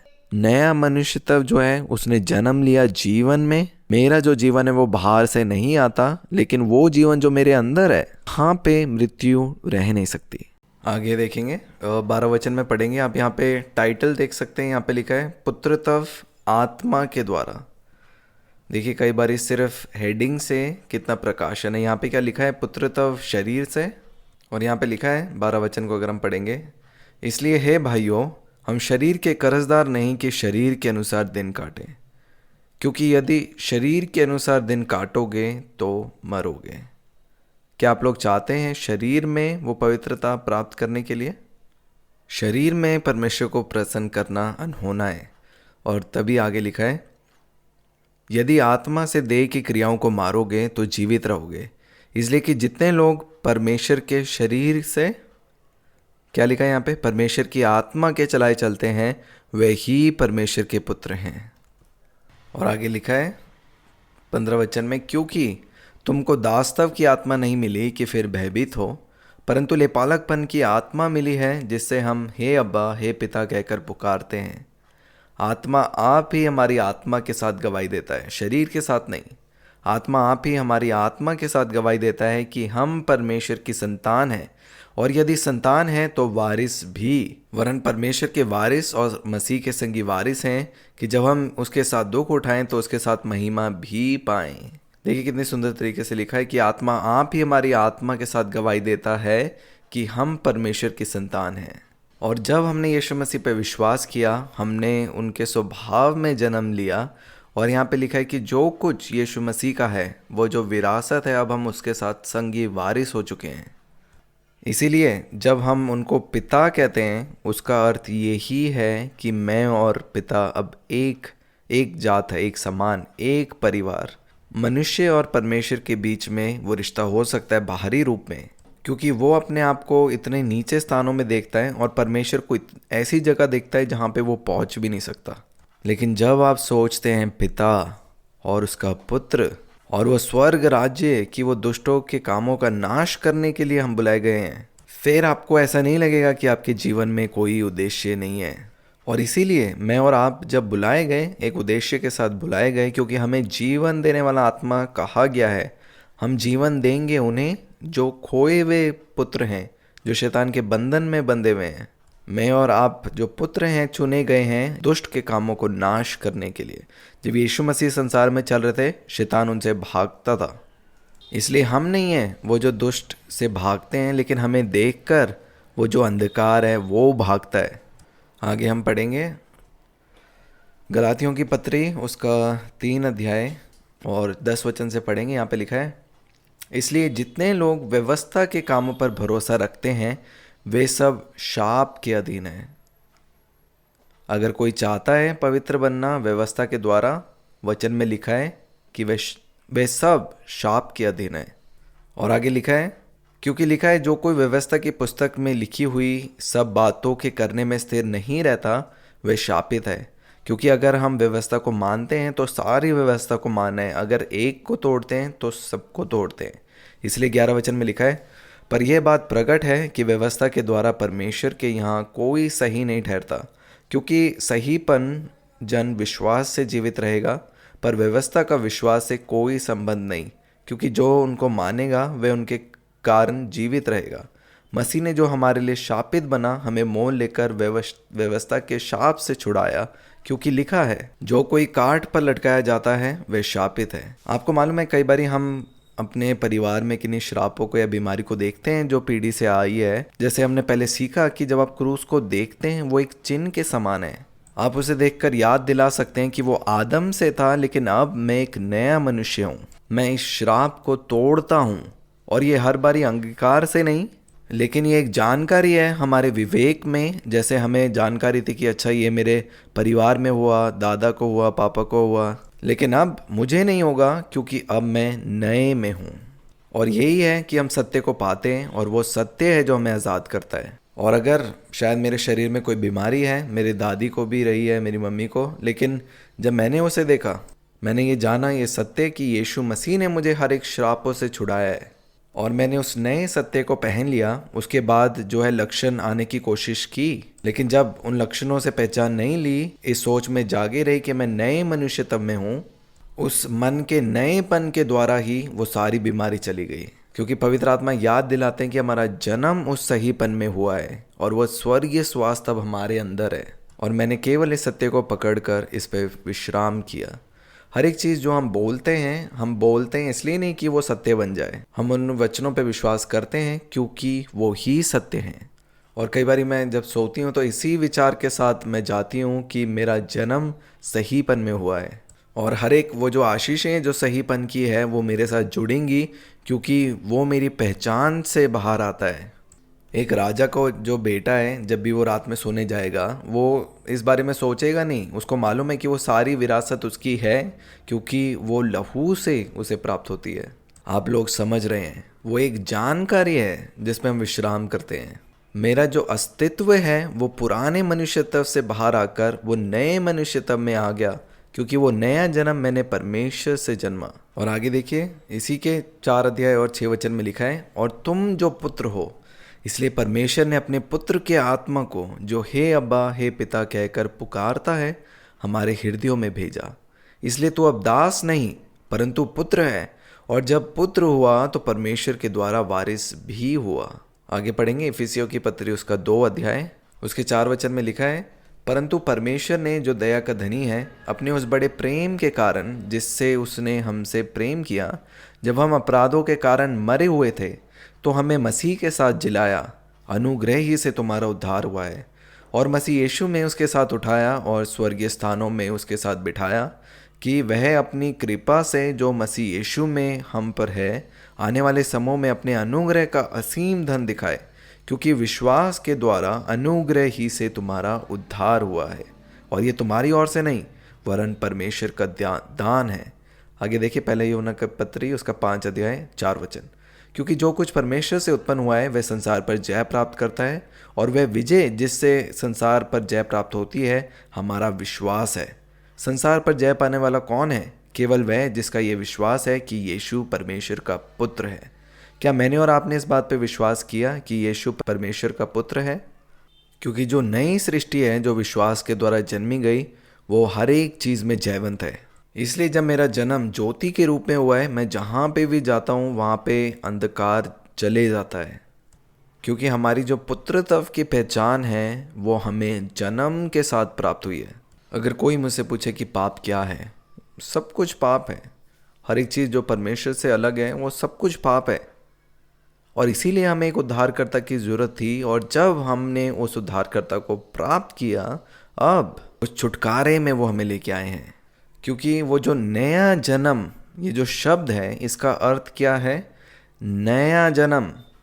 कि वो जो जन्म हमने प्राप्त किया वो सहीपन में प्राप्त किया। सहीपन हमारे कर्मों के द्वारा नहीं, लेकिन जन्म से हमें प्राप्त हुआ। इसलिए एक पुत्र जो है वो पापी की पहचान में नहीं चल सकता। ये वचन आपके हृदय की गहराई में जा रहा है।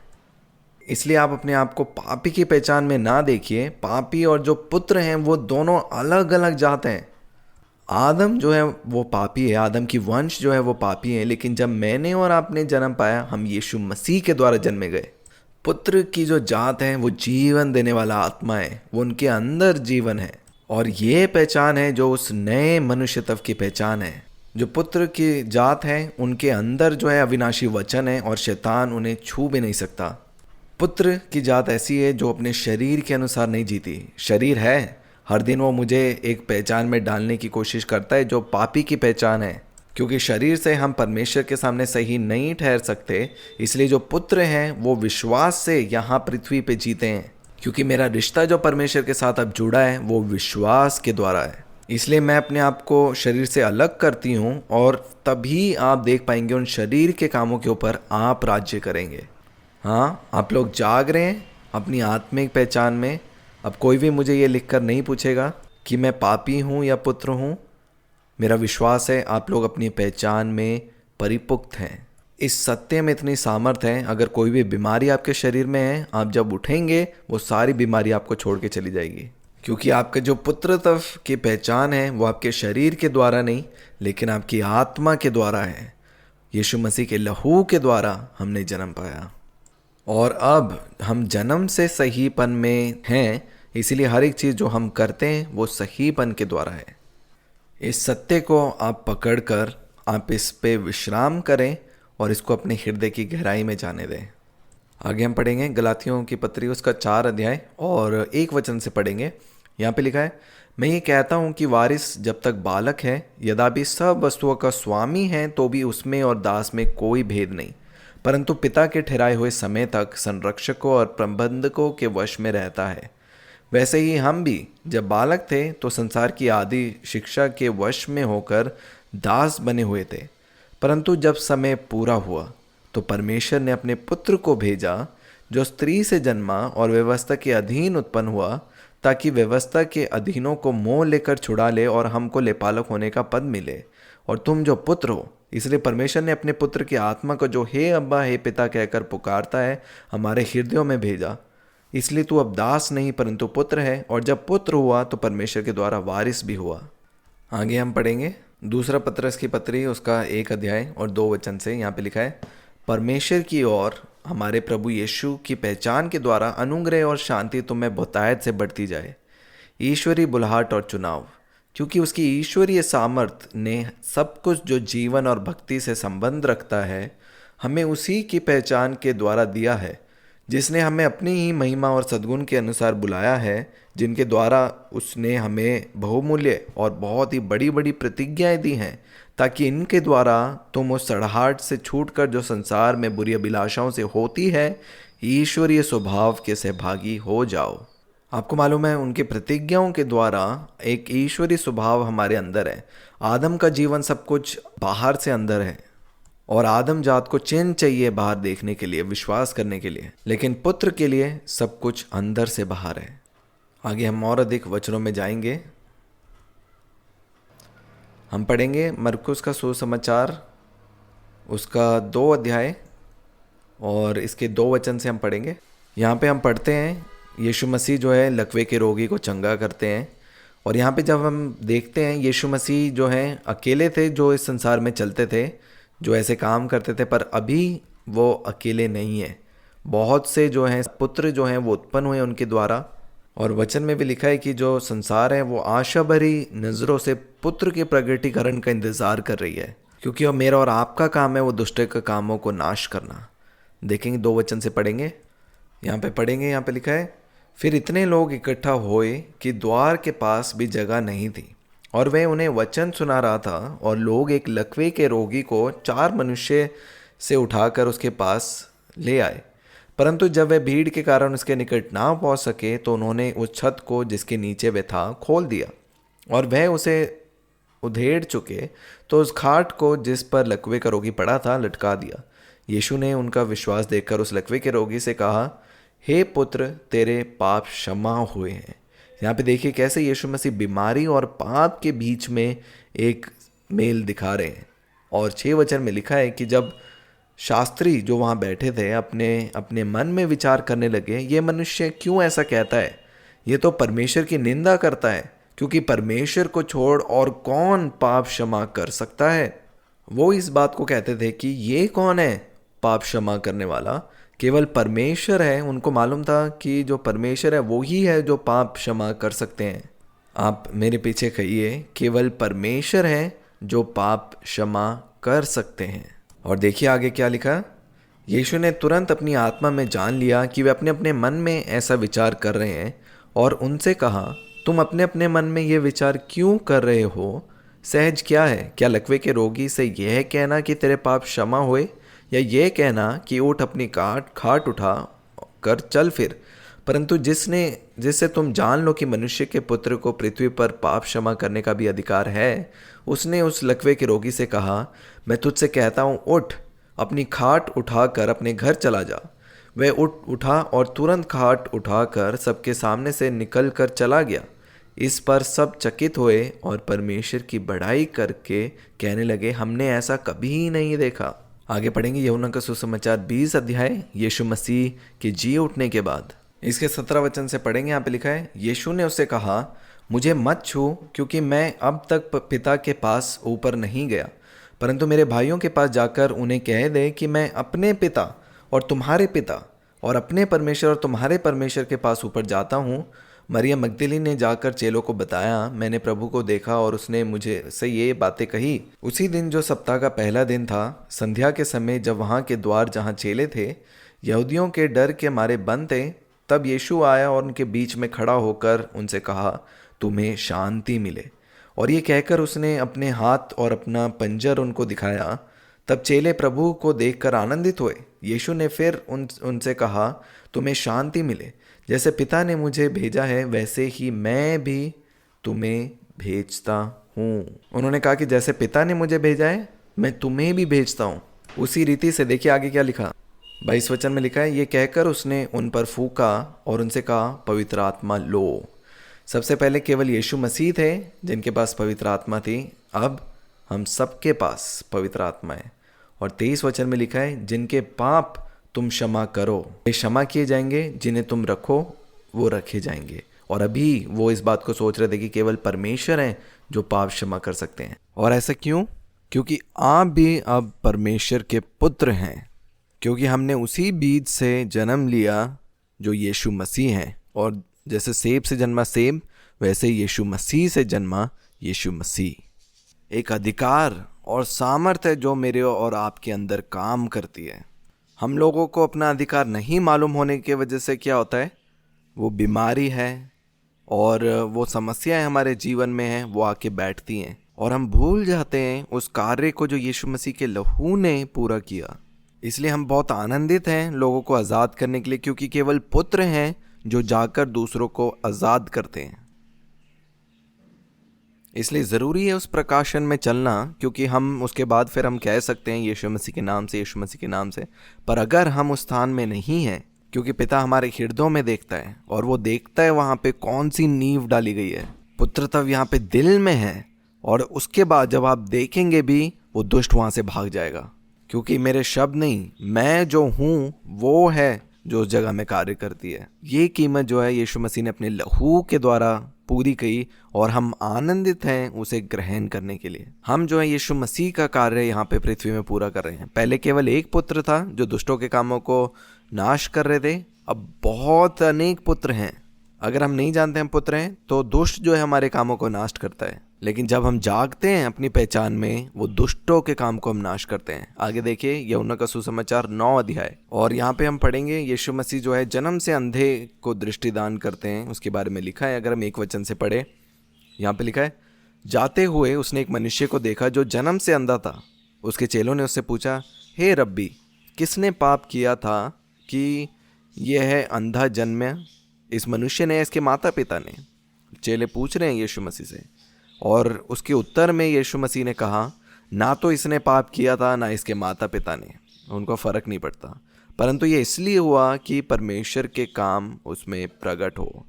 वो बात यीशु मसीह के कान में आई है इसीलिए कि उसका हल हो, क्योंकि हर एक समस्या अगर आपके कानों में आई है वो परमेश्वर के पुत्र के कानों में आई है, और जब वो पुत्र के पास आती है उस समस्या का जो समाधान है उसका हल होकर ही जाती है। आगे देखिए लिखा है, ना तो इसने पाप किया था ना इसके माता पिता ने, परंतु ये इसलिए हुआ कि परमेश्वर के काम उसमें प्रकट हो। जिसने मुझे भेजा है, हमें उसके काम दिन ही दिन में करना अवश्य है। वह रात आने वाली है जिसमें कोई काम नहीं कर सकता। जब तक मैं जगत में हूँ तब तक जगत की ज्योति मैं हूँ। देखिए यहाँ पे एक जन्म से अंधा व्यक्ति है और उसके सामने यीशु मसीह अपनी पहचान के विषय में पहले कहते हैं कि मैं जगत की ज्योति हूँ, और लिखा ये कहकर उसने भूमि पर थूका और उसके थूक से मिट्टी सानी, और वह मिट्टी उस अंधे की आँख पर लगाकर उससे कहा, जा शीलो के कुंड में धो ले। उसने जाकर धोया और देखता हुआ लौट आया। हर एक समस्याएं जो हैं वो बाहर हैं, लेकिन उसका हल जो है वो आपकी पहचान में है। एक अंधा व्यक्ति आया, उसको अपनी पहचान में जागे कि मैं जगत की ज्योति हूँ, और अगर आपका बैंक अकाउंट खाली है, आप जो हैं, मैं भरपूरी हूँ। बैंक अकाउंट में घटी हो सकती है, लेकिन वो नहीं बताएगा कि आप कौन हैं। इस पहचान को मत ग्रहण करें जो कहती है अरे मैं मिडिल क्लास हूँ। नहीं, एक सत्य है कि आप धनी हैं क्योंकि जो धनी था वो मेरे और आपके लिए कंगाल हो गया। संसार का धनी और परमेश्वर पिता के लिए जो धनी है वो बहुत अलग है। संसार जो है धनी उनको बोलता है जिनके पास ये संसारिक चीज़ें हैं, लेकिन आपके पास अगर जो 5 है, उनके पास अगर 10 है, तो आप हैं जो धनी है। और आप इस सत्य में विश्वास करें कि मैं धनी हूँ, क्योंकि ये ही सत्य है। और जब आप किसी भी वस्तु को आप नहीं बताने देते कि आप कौन हैं, क्योंकि ये जो शब्द हमने बोले वो इसीलिए हैं क्योंकि जो सहीपन है और जो धनी है वो एक क्षेत्र का हिस्सा है। वैसे ही जैसे कंगालपन, पाप और मृत्यु एक तरफ है, वो एक श्राप है, लेकिन यीशु मसीह में विश्राम में हम हर एक उन्नति को प्राप्त करते हैं। मैं जन्म से धनी की पहचान में हूँ, और अब आप इस सत्य को अपने जीवन में पूरा होते हुए देखेंगे। आगे पढ़ेंगे मत्ती का सुसमाचार, उसका 8 अध्याय 23 वचन। यहाँ पे तूफान को शांत करने के विषय में लिखा है।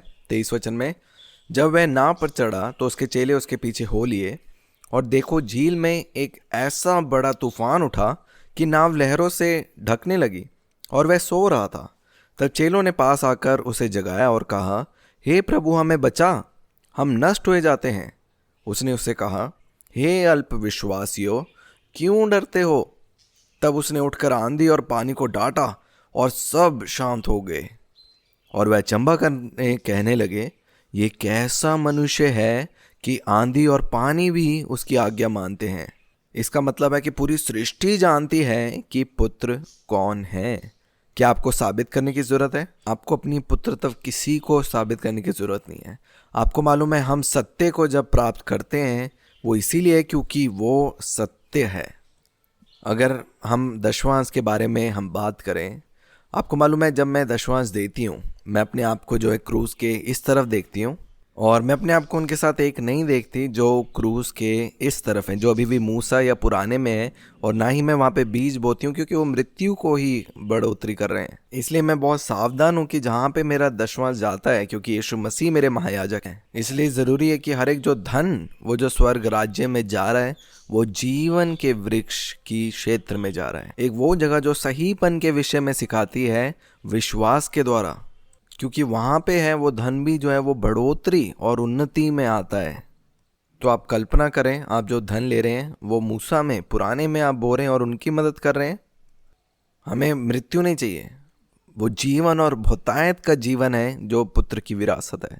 सबसे पहली चीज़ मैं दशवांश करती हूँ ताकि मैं घोषणा कर सकूं कि धन नहीं है जो मेरे ऊपर राज्य करता है, मैं अपने पिता की हूँ, और इसीलिए जो है मैं वो दशवांश मैं देती हूँ।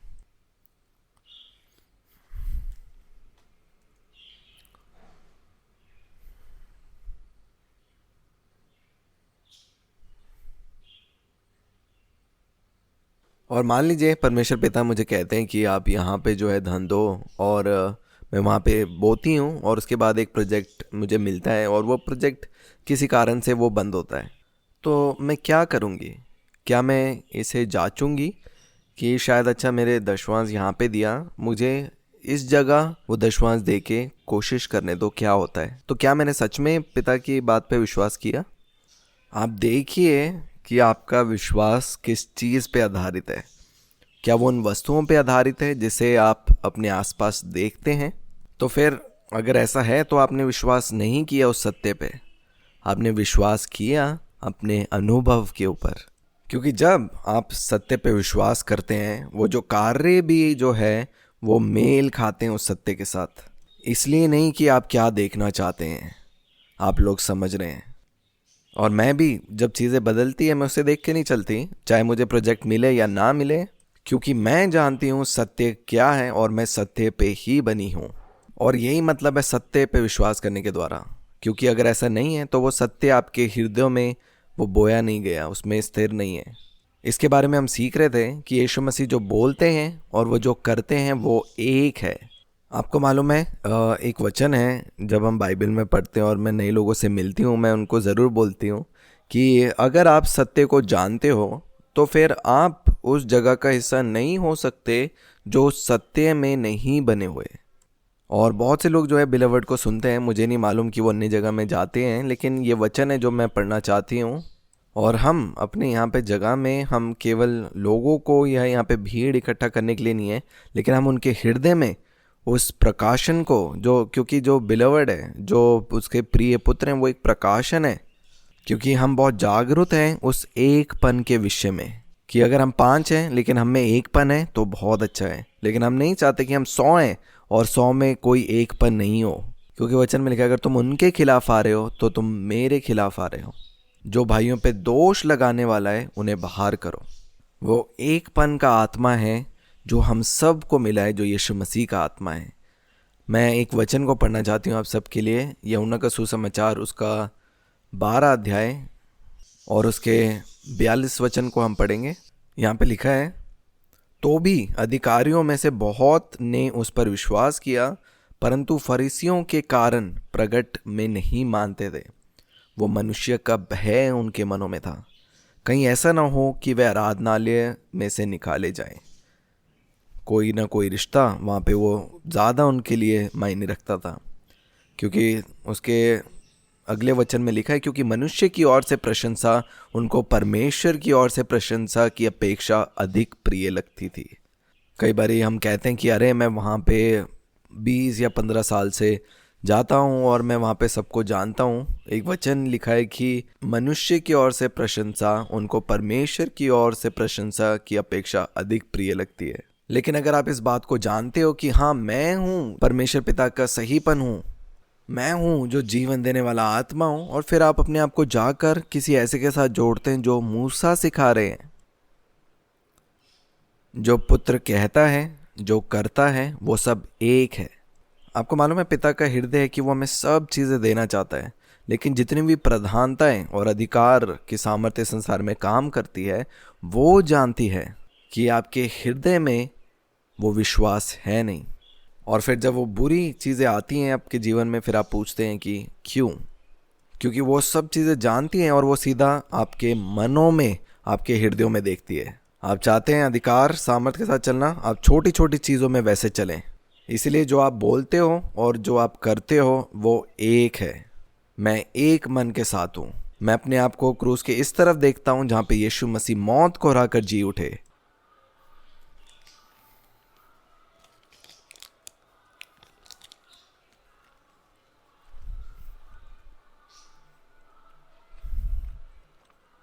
आपको मालूम है अब्राहम, मूसा, दाऊद, ये सब लोग इंतज़ार कर रहे थे इस समय के लिए जो पुत्र का समय है।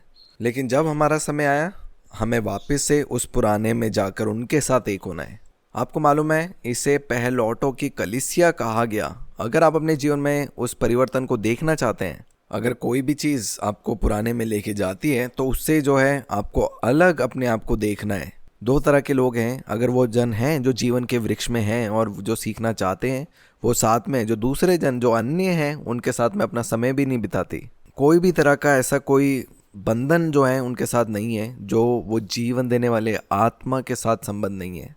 आप विश्वास करें कि पिता आपको हर एक क्षेत्र में वो नया देने जा रहे हैं। मैं अपने जीवन में ऐसे चली, जब मैंने इस कार्य को किया, देखिए उसका जो फल है आपके सामने है। लेकिन वो शुरुआत हुई जब मैंने अपने आप को संसार से अलग किया, और उस समय जब मैं कुछ भी नहीं देखा था, लेकिन मैंने विश्वास से वो सब चीज़ें रोकी जो पुराने से थी, उसका फल आज पिता ने दिखाया। आपको मालूम है पिता आपके विषय में बहुत गंभीर है और वो चाहते हैं कि हमारा जीवन क्रूस के इस तरफ से, यीशु मसीह के जी उठने के बाद वाले क्षेत्र से आए। लेकिन मैं और आप दृढ़ हैं अपनी पहचान में जो पिता से आती है। एक और चीज़ मैं आपके साथ बांटना चाहती हूँ। बिलवर्ड जो है एक परिपुक्त कलीसिया है। आप कहिए, मैं एक परिपुक्त पुत्र हूँ। आपको मालूम है जो प्रिय हैं वो मन की भावनाओं को समझते हैं। आप इस बात का अंगीकार करें कि मैं लोगों के मन की भावनाओं को और विचारों को देखता हूँ। इसका अर्थ मालूम है क्या है? मेरी मम्मी मुझे कुछ कह सकती हैं, मैं मम्मी को कुछ कह सकती हूँ, लेकिन अगर मेरी मम्मी इस बात को जानती हैं कि जो प्रिया है वो मेरे लिए है और मैं जानती हूँ कि वो मेरे लिए है, क्योंकि कुछ बातें मुंह से निकली हैं जिसमें कोई वज़न नहीं भी है, तो उससे फ़र्क नहीं पड़ेगा, क्योंकि हमारा रिश्ता आधारित है हमारे मन के ऊपर। और जो परिपुक्त पुत्र है वो भी ऐसे ही उस मन को खोजता है जो सत्य में बना है। एक शारीरिक व्यक्ति जो है वो शब्द सुनकर चलेगा, क्योंकि जब हम आदम और हवा के जीवन में भी देखते हैं वो शब्द था जो शैतान की ओर से आया, जिस पे हवा ने विश्वास किया, और उस आवाज़ को सुनकर उसने वो कार्य किया, क्योंकि सच में अंदर उसके हृदय में वो उनको विश्वास नहीं था, या उन्होंने नहीं जाना था कि परमेश्वर का जो मन या उनकी भावनाएं या उनके विचार, उनके कल्पनाएं उनके प्रति क्या है और उसका कारण क्या हुआ। उसने उस फल को खा लिया, और वो जो शब्द उसके कान में आया उसके सुनकर जो है उस पर विश्वास कर कर उसने वो कार्य किया। और कारण जिसके ऊपर वो विश्वास नहीं करेंगे पिता की आवाज़ पे, वो यही है कि उनका हृदय कहीं ना कहीं स्थिर नहीं है। और ये कार्य कोई मनुष्य नहीं लेकिन केवल परमेश्वर पिता कर सकते हैं। आपको मालूम है, जब मैं पौलुस की पत्री पढ़ती हूँ, आगे हम पढ़ेंगे यूहन्ना का सुसमाचार 6 अध्याय, यहाँ पे 5,000 पुरुषों को खिलाने के विषय में लिखा है। यीशु मसीह वो नई सृष्टि थी जो इस संसार में चली, उनके अंदर स्वयं जीवन था और वो आए ताकि और भी ऐसे पुत्रों को उत्पन्न करें, वो नया मनुष्य तब। और यहाँ पे इस वचन में हम पाते हैं कि बहुत सी भीड़ जो यीशु मसीह के पीछे थी वो थकी हुई थी और भूखी थी। उनको बिठाया और लिखा है अपने चेलों से पूछा कि हमें क्या करना चाहिए। वो जानते थे पहले से, और वो कहते चाहे हम 6 महीने भी काम करेंगे तो उतना धन इकट्ठा नहीं होगा कि इन लोगों को हम खिला सकें। यीशु मसीह पहले से जानते थे कि वो जो उपलब्धि है वो उनके खून या पसीने से नहीं आएगी, वो एक श्राप है। फिर वहाँ पे कोई बताता है कि हमारे पास 5 रोटी और 2 मछली है, एक बीज की तरह। हमेशा कुछ ना कुछ बीज के समान तो होगा। चाहे आपके जीवन में एक गवाही है, आप उस पर आनंदित हो। आपके पास 5 रोटी और 2 मछली है, आप धन्यवाद करें पिता को और कहिए मेरे पक्ष में कोई घटी नहीं है। और वहाँ पे लिखा है सब ने जो है पेट भर कर खाया। और उसके बाद जैसे रोटी के विषय में हमने सीखा, उसके बाद यीशु मसीह ने कहा कि जीवन की रोटी मैं हूँ। अब आप देख सकते हैं हर एक समस्या जो यीशु मसीह के मार्ग में आई उसका हल कैसे है। उन हर एक समस्याओं के बीच में यीशु मसीह अपनी पहचान के विषय में घोषणा करते हैं, मैं हूँ जो जीवन की रोटी हूँ। अगर बीमारी के लक्षण आपके शरीर में है, मैं पुनरुत्थान और जीवन हूँ। मेरा और आपका कार्य है कि हम विश्राम में बने रहें। आगे हम देखेंगे यूहन्ना का सुसमाचार 11 अध्याय लाजर के विषय में यहाँ पे लिखा है। यहाँ पे मैं मालूम है लाजर को मरे हुए 4 दिन हो गए थे। जब यीशु मसीह वहाँ पहुँचे सब लोग रो रहे थे। उनको रोते हुए देखकर यीशु मसीह क्रोधित हुए और उन्होंने कहा, क्या मैंने नहीं कहा था यदि तू विश्वास करेगी तो परमेश्वर की महिमा को देखेगी। वहाँ पे उस समय में वो मृत्यु की एक परिस्थिति थी, लेकिन यीशु मसीह कहते हैं मैं पुनरुत्थान और जीवन हूँ।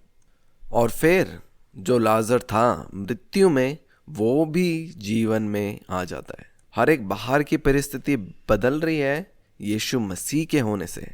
और यही पुत्रत्व की सच्चाई है। सब कुछ जो आपके पास है वो आपसे जुड़ा हुआ है। हम लोग समस्याओं के पीछे भागने वाले नहीं हैं, लेकिन उन समस्याओं के बीच में आप अपने आप को याद दिलाएं कि आप कौन हैं। फिर आप देखेंगे हर एक चीज़ जो आपके पास है, चाहे वो आपके माता है, आपकी पत्नी है, चाहे आपकी बहन है, हर एक चीज़ें जो है आपको उत्तर देगी उस पुत्र को देखकर जो आपके अंदर है। आगे हम देखेंगे यूहन्ना का सुसमाचार उसका 17 अध्याय। यहाँ पे ऊपर लिखा है यीशु की महायाजिका प्रार्थना। यहाँ पे यीशु मसीह की प्रार्थना क्या है, किस विषय के लिए है, हम पढ़ेंगे पहले वचन से। यहाँ पे लिखा है यीशु ने ये बातें कही और अपनी आंखें आकाश की ओर उठाकर कहा, हे पिता, वे घड़ी आ पहुंची है, अपने पुत्र की महिमा कर कि पुत्र भी तेरी महिमा करे, क्योंकि तूने उसको सब प्राणियों पर अधिकार दिया कि जिन्हें तूने उसको दिया है उन सब को वे अनंत जीवन दे। और अनंत जीवन ये है कि वे तुझ एकमात्र सच्चे परमेश्वर को और यीशु मसीह को जिसने तूने भेजा है जाने। जो कार्य तूने मुझे करने को दिया था उसे पूरा करके मैंने पृथ्वी पर तेरी महिमा की है। अब हे पिता, तू अपने साथ मेरी महिमा उस महिमा से कर जो जगत की सृष्टि से पहले मेरे तेरे साथ थी। और आगे लिखा है मैंने तेरा नाम उन मनुष्यों पर प्रकट किया है जिन्हें तूने जगत में मुझे दिया। वे तेरे थे और तूने उन्हें मुझे दिया और उन्होंने तेरा वचन को मान लिया है।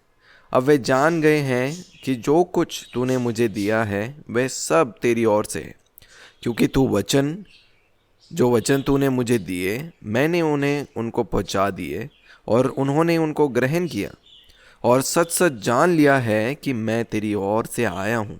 और विश्वास कर लिया है कि तू ही ने मुझे भेजा। मैं उनके लिए विनती करता हूँ, संसार के लिए विनती नहीं करता, परंतु उन्हीं के लिए जिन्हें तूने मुझे दिया है, क्योंकि वे तेरे हैं। और जो कुछ मेरा है वह सब तेरा है, और जो तेरा है वह मेरा है। यीशु मसीह ने इस बात को कहा कि मैं और पिता एक हैं, और वो ही प्रार्थना करते हैं। वो चाहते हैं कि जैसे मैं और आप एक हैं, वैसे ही वो भी हमारे साथ एक हो। तो नए मनुष्यत्व का मन जो क्रूस के इस तरफ है, क्योंकि इस बात में जागना बहुत ज़रूरी है कि आप क्रूस के इस तरफ है जहाँ पे यीशु मसीह मौत को हराकर जी उठे।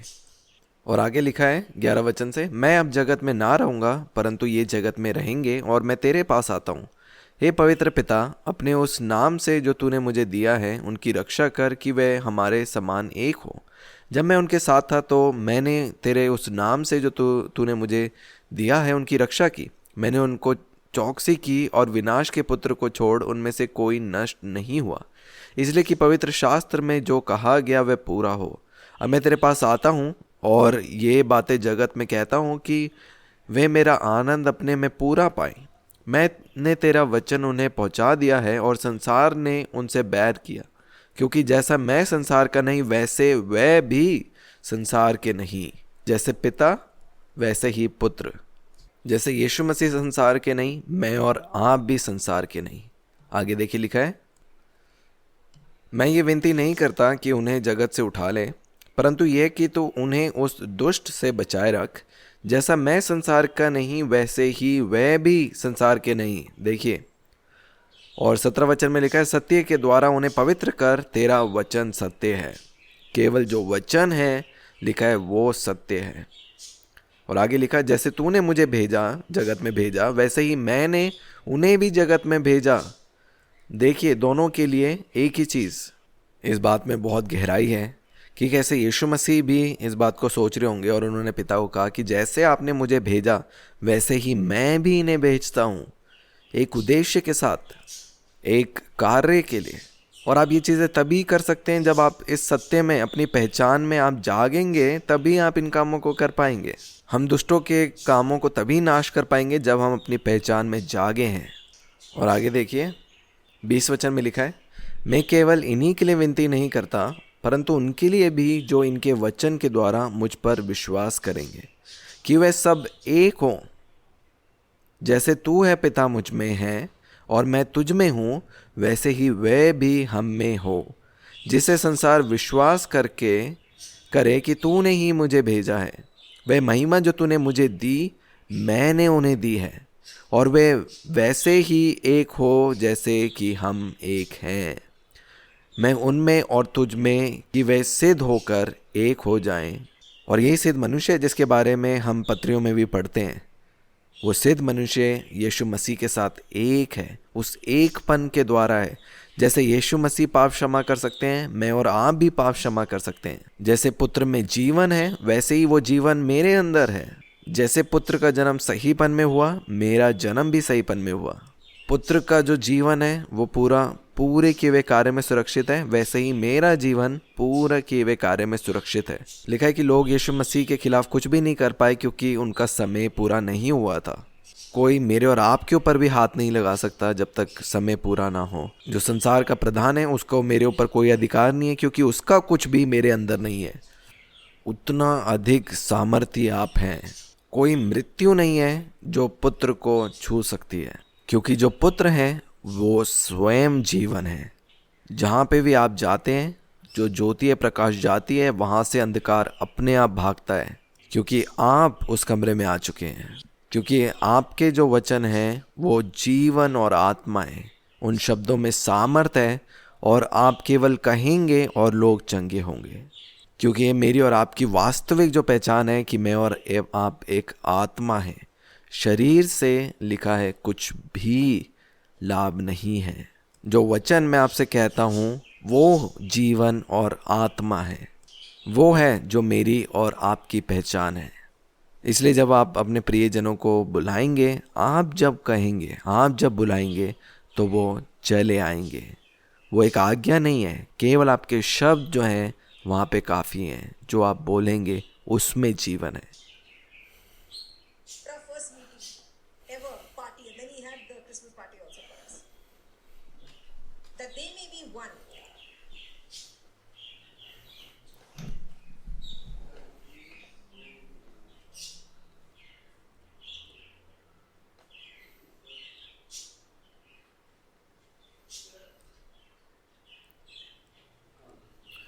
आगे हम पढ़ेंगे 23 वचन में लिखा है, मैं उनमें और तू मुझ में कि वे सिद्ध होकर एक हो जाएं और संसार जाने कि तू ही ने मुझे भेजा, और जैसा तूने मुझसे प्रेम रखा वैसे ही उनसे प्रेम रखा।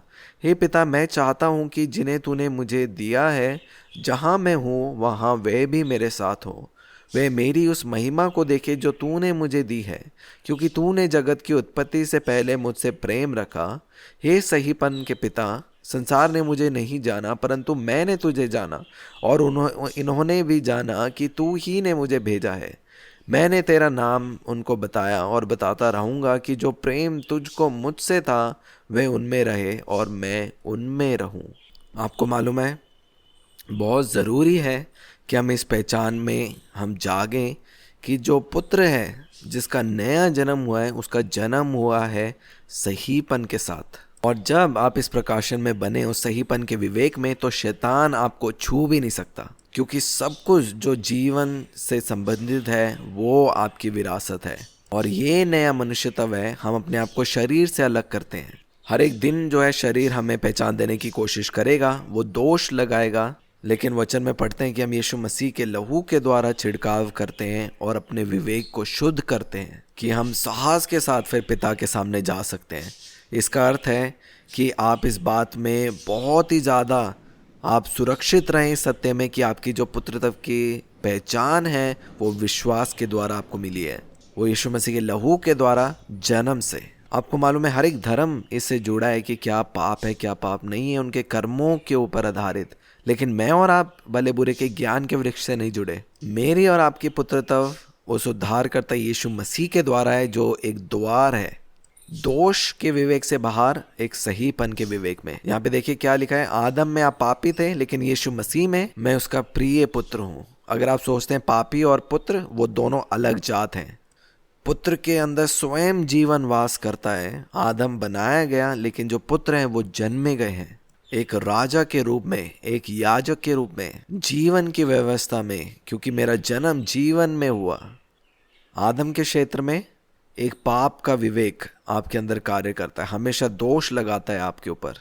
लिखा है कि हम छिड़काव करते हैं यीशु मसीह के लहू के द्वारा प्रतिदिन, कि हमारे विवेक के शुद्धिकरण के लिए, कि हम जाने कि हाँ, मैं यीशु मसीह आपके लहू के द्वारा सही हूँ। मैं और आप उस विश्राम के स्थान में हैं, ये जानकर कि मेरा और आपका जन्म भी जैसे यीशु मसीह का जीवन था, एक पूरा किए हुए कार्य के समान है। और वो सारा जो राज्य है वो आपकी तरफ है, क्योंकि एक पुत्र है वो साहसी है, एक सिंह के समान, एक शेर के समान। एक पुत्र जो है वो दास नहीं है वरन वारिस है। वो साहस होके बोलेगा, वो बुरे को अच्छा नहीं बोलेगा, वो अच्छे को अच्छा और बुरे को बुरा कहेगा। पुत्र जो है हर एक बातों में अपने आप को जयवंत पाएगा। पुत्र हर एक वो जो पाप है उससे घृणा करेगा, और हर एक चीज़ जो अंधकार की है, केवल एक पुत्र के स्थान में आकर मैं उन हर एक शरीर के अभिलाषाओं के ऊपर मैं राज्य करूँगा। इसलिए हम अपनी पहचान को लेकर दो मन नहीं होते, हम एक मन है कि हम क्रूस के इस तरफ हैं। कौन सी तरफ? यीशु मसीह के जी उठने के तरफ। मैं और आप सब उस पुनरुत्थान और जीवन में शामिल हैं। आइए हम अपनी आत्मिक भेंट अपने महायाजक को देंगे। अगले हफ्ते हम और अधिक ये नए मनुष्यत्व के बारे में हम लोग सीखेंगे, और अन्य पुत्र हैं जो उस क्लास को लेंगे। मेरा विश्वास है पवित्र आत्मा आप सबसे बातचीत करेंगे। आप मेरे पीछे कहिए, पिता, मैं राज्य में आपका बेटा हूँ। आपके लहू के द्वारा, उस नए जन्म के द्वारा मेरा जन्म उस सहीपन में हुआ है। मैं जीवन से उत्पन्न हुआ हूँ, वो बहुतायत का जीवन मेरे अंदर है, और मेरे मार्ग में कोई मृत्यु नहीं होगी, क्योंकि मैं स्वयं जीवन हूँ। हर एक जो बढ़ोतरी आज मेरे समझ में आई है, और आप धन्यवाद करें हर एक उन्नति के लिए जो आज आपके प्राणों में आई है वचन सुनने के द्वारा। हम सब वो धन्यवाद की भेंट दे सकते हैं। I just thank you, Jesus, for this truth. I thank you that it is secure and established in each one's heart. I thank you that their portion is life and life in abundance in all areas. You came to give us life and life in abundance. I thank you for the new man. I thank you that Christ, it is you in us. You are the greater one in me, in them. I thank you that as you are, so are we in this world. Amen.